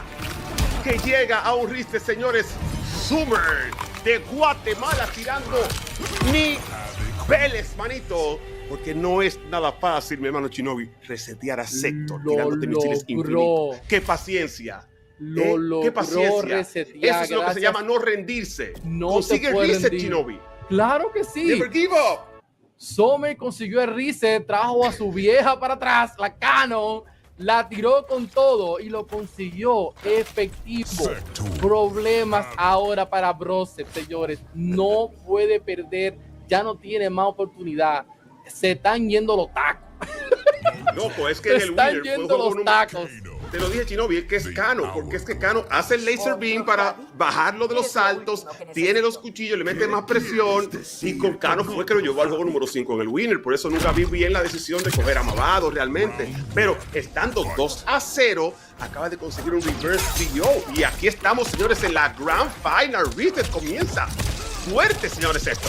Y ahí está, como lo dijiste, se va a tirar proyectiles y ya hasta el final. No estamos en brujo, dice Broseph, pero ten problema ahora porque este Riz se puede desmoralizar. Tiene que tener la compostura para llevar esta victoria y llegar hacia México. Zommer aquí buscándola, la vuelta. La ventaja la tiene aquí Broseph todavía, pero cuidadito. ¡Ay, el whip punish aquí! Y no tiene para hacer breakaway, tiene que recibir ese damage de Jones y se está acercando aquí el boricua. Tenía ya el final para hacer el break, pero igualmente no valía la pena. Es verdad que estamos en el reset. Esta en la última pelea puede perder una ronda. Así que entra aquí, vamos a ver los cuchillos, el salto, la patada, la apertura. En problemas Broseph, tiene barras pero no va a romper, va a coger el daño, 36% el salto de parte. La defensa. Y es que Broseph en toda la noche ha sido difícil que le peguen ese low. Está bloqueando perfectamente bien ese mix. Está listo para el low, o sea que literalmente tiene que buscar otras opciones. De igual forma, el poder reaccionar es difícil, casi adivinado. Vamos a ver cuál es la vuelta aquí para Zommer. Aquí abriendo la primera ronda después del reset. Broseph lo quema y viene combo bonito y dejándote lejos para los proyectiles. Adivina, claro. Proyectiles y ya. Y ya, misil y ya, manito. Hay misiles infinitos. Toda la ventaja para el boricua, el brazazo. Buscando abrir aquí Zommer. Muchas barras de parte de Broseph. Difícil ganar esta pelea con todas estas barras que tiene, con todas estas, ¿no? Con todos estos recursos. Vamos a ver qué puede hacer tiene muchos recursos ahí de Guatemala. Sí, demasiados recursos. Ahí es difícil realmente conseguir un combat contra un sector con todos estos recursos. Esto podría ser la primera para Broseph luego del reset. Igualmente el antiaéreo, los misiles. Y ahí está, te lo dije. Fuerte. Y Broseph se lleva la primera luego del reset. Llegó fuerte. Dijo que no puede dar oportunidad a que le ganen la primera. Porque imagínate que si luego del reset le ganan la primera, ya mentalmente es difícil. Pero aquí se recompone luego del reverse TO y va a seguir dando pelea. Bueno, sigue dando pelea aquí el boricua Broseph, muy buena. Tomar la primera ronda después de reset demuestra que tiene la compostura para seguir adelante. Exacto. Ahora te voy a decir algo, Chino. Que esta final haya llegado a Grand Final Reset es lo más emocionante de la noche. Sin duda alguna. Y más contra Sector, que sabemos que no es nada fácil ganarle a Sector. Zommer de verdad ya tiene fans, nuevos seguidores, nuevos admiradores. Sí se puede. Sí se puede. Exacto, está bien contenta con Zommer por conseguir el reset. Pero aquí, si quiere conseguir la victoria, tiene que ganarle nuevamente al mejor jugador de juego. Claro que sí, todos sabemos lo complicado que es ganarle a este gameplay cuando no tienes el mismo recurso de devolverle con el juego de Sunny, porque que te domina. No puedes soñarle en muchas ocasiones a Sector porque siempre te va a dominar. Así que el boricua Broseph lo está tirando aquí una y otra vez. Claro, tiene la ventaja. Aquí con los cuchillos ahí. Fuego y ya. Ay, no. Mira eso, es tu turno, mentira, un fuego. Fuego, mi loco. Buena la recuperación con el fuego y sigue otra vez el juego de proyectiles. Tomen problemas, no lo dejan ni pararse el hombre. Ay, mi madre, quítate, vi que viene pila de proyectiles. Buscaba atrás. Ay, ay. Otra vez, misil y ya. Ahí los misiles otra vez. ¿Dónde viene? No me ruede, compadre. Ay. Super ready, Broseph, super dominante esta ronda, manteniendo la ventaja de Jones. Se está poniendo peor el asunto para Zommer otra vez. Claro, aquí si consigue ponerlo estos 2-0, difícil para Zommer ganar esta final. Ahí está, 1-1, fuego, 4, saltamos, los misiles, nuevamente, 2-1-2, misil a distancia, y misil y ya, manito, los proyectiles, intentando entrar con el adelante 2, consigue hacer un poco de daño, Zommer no consigue castigar, el respeto, no con el miedo al armor, buscando entrar, apertura con el low, iba a confirmar, pero rompe inmediatamente Broseph, que no quiere daño de este Javi. Sabe que este Javi, aunque le esté pasando difícil con los misiles, es un Javi, hermano Shinobi, que no se rinde. Bueno, mucha ventaja de vida, pero igual Zommer tiene 3 barras aquí para buscar opciones. También tiene a Kano. Kano dice que se gastó ahí, no pudo hacer nada, pero igual logró por lo menos sacar de la aventura. Da un one para interrumpirle aquí la ofensiva. proyectiles y salimos. Rápidamente invertimos todo. ¡Uy! La interrupción. Pero K no estaba ready, compadre. Muy buena. Buena entrada, importantísima. Vamos a ver. Oh, otra apertura más. No hay barras para romper. Combo fatal. ¿Esto mata o no mata, Shinobi? Bueno. Sí mata, he's dead. ¡Uy! He's dead. No escaló nada. Sobra. Si es que lo tiró sin darle el otro golpe inmediatamente fatal. Así que, señores, Zommer de Guatemala dando pelea. No, 48% de descuento ahí con el combo Fatal Blow. Lleva esto al final round. Está buscando empatar el marcador. No se sabe quién se va a montar al avión hacia México, señores. Lo van a tirar todos los muchachos aquí. El representante de la región norte lo vamos a ver aquí. ¡Ay! Buena la confirmación. ¡Paró! Lo dejamos ahí con el doble con árbol. Lo hace safe el low con Kano. Claro que sí. ¡Uy! El low. Oh, ven acá. Castigo. Ok, hacia atrás. Ay. Un poquito. Broseph, ok. Un poco de lag al parecer, se respetan. Me gusta lo que acaban de hacer. A ver si la conexión se recompone. Vuelta a la acción. Exacto, de vuelta a la acción. Y me gusta ese respeto de los dos jugadores. Ahí sabiendo con un problemita de conexión. Igualmente ahí con toda la ventaja de vida Zommer. De abajo uno. El overhead de parte de Broseph. Va a tener que romper Zommer. No tiene barra. No tiene barra. El daño obligatorio. Standing 4. El Zeru con el misil. El jumping. Apertura otra vez con el low. Ven acá. ¡Ay! El fuego que viene a quemar y se acaba. Lo se acaba aquí, señores. La conversión con Fatal Blow 2-0. Arriba, Broseph. Tremenda la confirmación de Broseph. Y tremendo el comeback también, ¿no? Sí, que tenía toda la ventaja. Dos combos se la robó con el Fatal Blow y sí, señor. Otra vez en Tournament Set. Otra vez ya. Claro, penoso por lo del pequeño lag ahí que pasó. Igualmente los dos se respetaron muchísimo. Claro. Esperaron que vuelva todo al juego. Así que respecta. Yo también respeto mucho esa decisión de los jugadores. Está 2-0. Arriba Broseph. Y vamos a ver cómo sigue esta gran final reset. Broseph ya, ¿me entiendes? Oliendo el olor, ¿no? Del taco al pastor. Claro, lo está oliendo otra vez, pero ahorita lo estaba oliendo y Zommer le dijo, espérate, pásame el taco. Sí, ahorita fue un reverse trio realmente. Pero es por eso, porque Zommer es un jugador de verdad que me encanta verlo jugar porque no se rinde nunca. Tira alto nivel con su personaje. Como digo, es un jugador que juega Javi, no porque Javi esté roto, lo juega desde el día 1 que salió el juego. Y por lo cual yo respeto muchísimo al jugador de Guatemala, pero el jugador boricua está dándolo todo y quiere ser otra vez el único two times Liga Latina Norte Champion. Bueno, buscándolo aquí la vuelta, señores. Broseph 2-0. Zommer tiene que otra vez hacer la misma dorita para poder llegar. Se viene la vuelta, vi. Pila de proyectiles otra vez y búscatela. El real gameplay, el nivel, compadre. El nivel está aquí en esta gran final.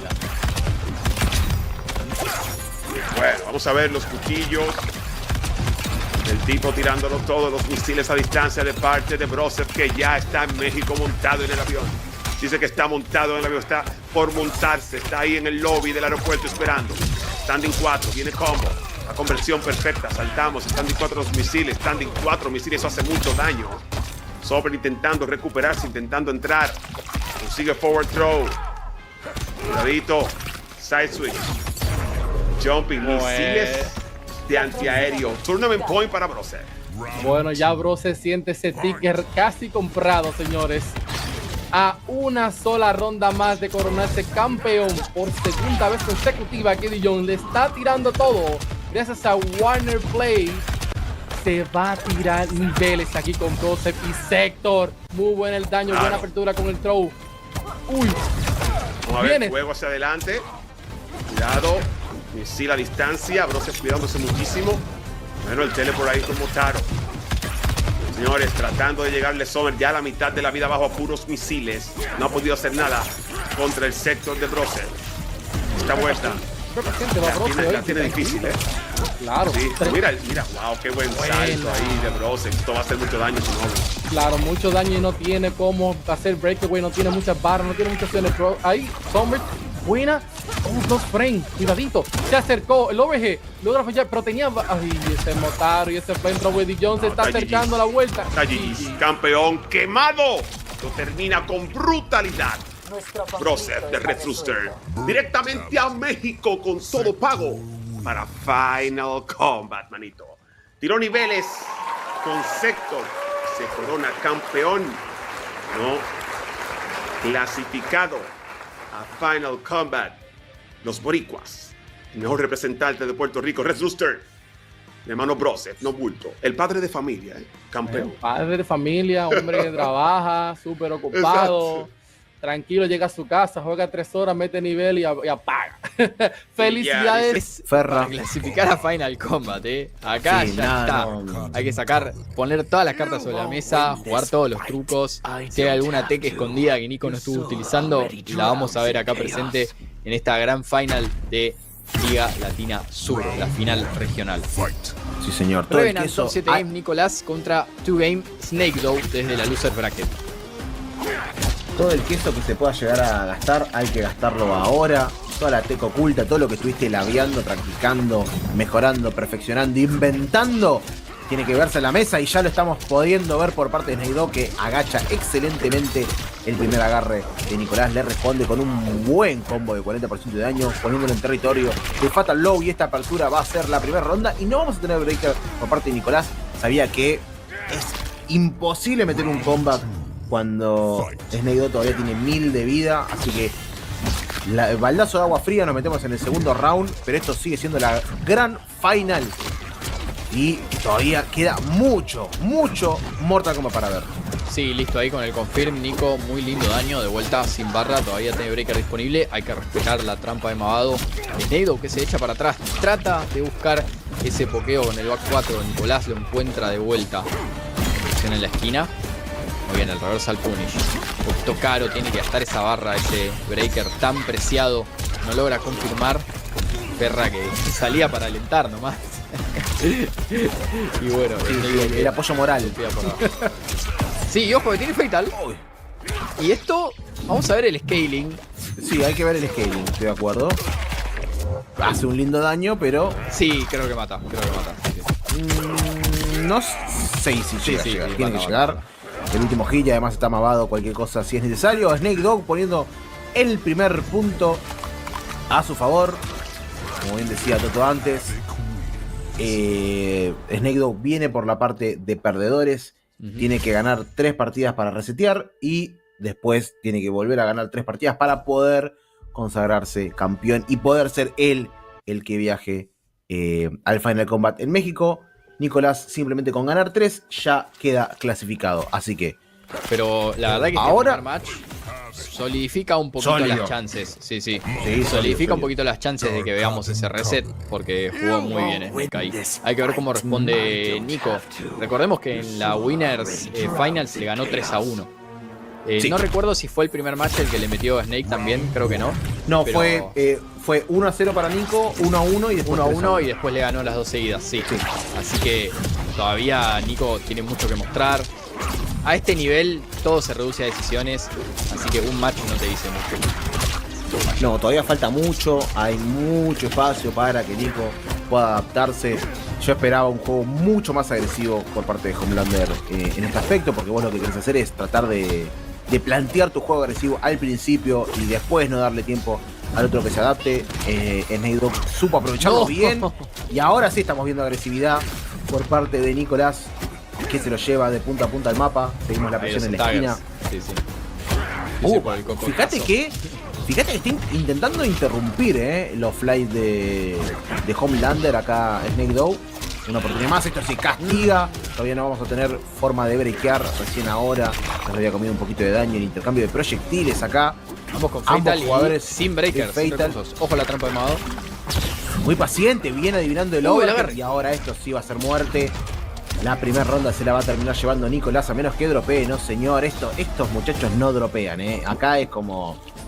No te podés esperar ninguna cosa rara. Son jugadores super técnicos, son casi robots jugando al más alto nivel de Mortal Kombat. Y acá esto se va punillado, sí señor, que duela, que se sienta. Ahora bueno, deja así, dropea el combo, la mufa del caster se ve, vuelve a aparecer. Pero decidió ir por el óptimo meterless y sin cambio también, para guardarse a Ferra. Y ahora confirma con Ferra, sí. Pocas veces vemos esa opción de Homelander. Claro, esa garra no se suele usar tanto, pero esta era la respuesta que esperaba por parte de Nicolas. Un 2-0 un poco más agresivo, ¿no? Donde no tuvimos casi ninguna oportunidad de SnakeDoe de plantear un mix-up, ¿no? Plantear su juego. Esto era lo que esperaba en el primer match. Lo estamos viendo ahora en el segundo. Ahora es momento de SnakeDoe a que se adapte a decir, bueno, listo. Ya el tren está en movimiento, ¿cómo lo freno? Yo creo que este match de Nicolás va a marcar el ritmo de la pelea. Acá SnakeDoe tiene que frenar ese tren, como dijiste vos. Y tratar de sacar ventajas como las que tuvo en el primer match, ¿viste? Que arrancaba y ya metía 40-50% de diferencia en la barra de vida. Y eso le daba margen de error y la barra para consolidar su juego. Algo muy importante para Snake, creo, contra Homelander es conseguir esa barra del primer hit, ¿viste? Sí. Lamentablemente no la va a conseguir. Ahí Nicolás quemando un poco de recursos y ahora que consigue este combo, 35%, esquina derecha y se viene presión. Agacha el intento de poke ahí, saliendo con un string, tocando botones Snake. Nicolás atento para responder. Sí, señor. Que son esas pequeñas tomas de decisiones que hacen pagos muy muy altos, premian muy bien, pero bueno, hay que tener una lectura sobrehumana para poder realizarlos. Ahora bien, con la apertura desde abajo por parte de SnakeDoe, cambio de lugar, 27%, que sigue siendo un daño muy honesto, muy bien el pick up desde arriba. Esto ya no vale la pena breakearlo, por más que duela mucho. Estaba muy adelante en el combo. Mirá cómo le agacha la interacción del grab. Estaba atento, se podría haber muerto, pero bueno, todo imbloqueable. Seguimos con la opción de tratar de cerrarlo. Cuidado porque está volando. Tratando de encontrar el agarre, pero termina siendo el armor de SnakeDoe el que le da esta ronda de ventaja para él. Gastó todos los recursos, pero por lo menos se la pudo llevar la ronda. Reversal, pero no puede aprovechar para ganar cancha. Tuvo que respetar ahí la trampa de Magado, pero Nicolás se le manda encima nomás al SnakeDoe. Uy, viste, quiere buscar ese uplock. Lo está jugando con su mente. Sí. Sabe que es una opción defensiva. Una de las únicas opciones defensivas que hay contra ese movimiento de Homelander. En el 2 staggers. Cocotazo, confirm. Y tenemos una ronda. ¡No! No, todavía no se terminó, señoras y señores. Se viene SnakeDoe con el cambio de lado. Lindo confirm. No vamos a ver breaker, pero quizás el próximo combo sí. Gastando la barra, gastando la plata para ir por ese overhead. Ojo que ahora tiene Fatal. Le va a forzar por lo menos a gastar los recursos. Ya le salió cara a esta ronda a Nicolás. Cuidado, porque hay una interacción más. ¡Pase largo! ¡Superativo ese move! ¡Qué pena! Estaba cocinando el combat de la historia. Pero un poquito temprano apenitas. Son demasiado activos. Hay que tener mucho cuidado a la hora de esquivarlos, hacerle el low profile. De todas formas, no metemos. No pierde la compostura SnakeDoe después de esto. Sigue jugando súper agresivo. No le está permitiendo a Nicolás presionar botones como lo hacía antes. Nico, que de todas formas, inteligente, no gastó sus barras. No, una tirada de moneda que le salió bien no es suficiente para que Nicolás realice ese breaker. Se lo va a guardar un poco. Lo tiene en la esquina, lo llevó solo en cuestión de blocks. Ojo con ese reversal, hay que respetar el Loki ahí con la trampa de Magado. El pokeo por abajo, muy atrevido Nico con esa vida. Pero logra encontrar este combo súper óptimo. Todavía no va a cargar esas 3 barras. Así que se puede venir un lindo daño al principio de un combo. ¡Ay! Cómo le saltó directamente el armor, baiteándolo. Qué utilización de estos movimientos, sí. Lejos de ese breaker, me parece. Y gastó la barra SnakeDoe, así que esto es básicamente asegurado. No va a poder breakearlo, pero tampoco se va a morir. Ya vimos que el escalado... Bueno, no sé, Sí, lo mata sin duda. Lo mata, Le alcanza el daño. Así que tenemos 2-1 para Nicolás. Pero bueno, es lo que te dije. Para mí el match que ganó SnakeDoe iba a marcar un poquito el ritmo. Que ahora Nicolás intenta romper con esta Fatality. Pero 2-1 y quizás en el próximo match veamos un 2-2.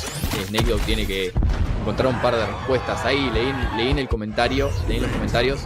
Está Shuletah opinando. Yo también opino que ese reversal fue muy jugado de parte de Snake ahí. Se quedó sin recursos en la esquina. Nicolás se echó para atrás con el flight, no tuvo que hacer muchísimo más. Y después encontró la apertura para cerrar la ronda. Así que 2-1 a un match de campeonar la final regional de Liga Latina Reverse, top 7 games, Nicolás. SnakeDoe tiene que responder ya porque se le va el torneo. Habíamos tenido respuestas muy correctas por parte de SnakeDoe en la partida anterior, pero bueno, después de tomar una decisión tan arriesgada, Nicolás supo cómo condicionarlo, ¿no? El baiteo a ese Armor Wake Up le dio totalmente la partida, no le dio oportunidad de poder breakear, y ahora Nicolás con el mental completamente a favor tiene que aprovechar para poder liquidarlo lo antes posible este set, porque si vos le das un poquito de cancha a SnakeDoe se adapta y ahí sí es muy complicado darlo vuelta. Sí, pero ahora es SnakeDoe quien tiene mucho menor margen de error, digamos, son 2-3 interacciones y ya se termina, más contra el Homelander de Nico, que es tan opresivo, ahora buscando este confirme en la esquina, no va a utilizar la Ferra ahí para confirmar, pero al toque, viste, se lanza hacia adelante y no para con la presión. SnakeDoe ahora tratando de salir a esta esquina, quizás construir un poco de recursos, porque es muy difícil cerrar esta ronda sin barra y contra un Nicolás que no te perdona una, Jeffo. Y ahora, el que no perdona está en Tournament Point para poder clasificar al Final Combat a realizarse en México. Nicolás necesita solamente una ronda y arranca muy sólido a cambiarlo, a llevarlo de una punta a la otra de la pantalla a SnakeDoe, que tiene que tratar de frenar esa presión, pero no va a poder conseguirlo. Logramos capitalizar directamente con Ferra y así como arrancamos el combo en la derecha de la pantalla, terminamos en la izquierda. Es una interacción la que lo separa directamente del torneo. Cuidado porque está la mina seteada, cuidado, porque no llega a capitalizarlo. Una oportunidad más para ambos jugadores. Otra vez los active frames. El throw está muy activo, el sweep tratando de cerrarlo. A ver si puede lograr una apertura con el back throw para respirar un poco. Mucha ventaja de vida. Acá Nicolás, el pica en el aire. El overhead bien bloqueado. Mucha presión. El agarre, el y throw esto es hacia suficiente. adelante. Es suficiente para poder cerrar la partida, el set y el torneo. Señoras y señores, el clasificado de esta Liga Latina, el campeón de todo el Cono Sur, es ni más ni menos que Nicolás. Va a ser nuestro representante en el Final Combat a realizarse en México. Quiero un aplauso muy grande de toda la gente del chat. Qué merecido este torneo, Toto. Sí, sin duda. Nico, desde que lo vi piquear con Blander, dije, ya está, no está para la joda. Este pibe no está para la joda. Vino acá a llevarse el torneo. Vino acá a ganar ese pasaje a México. Recordemos, Final Combat del 26 al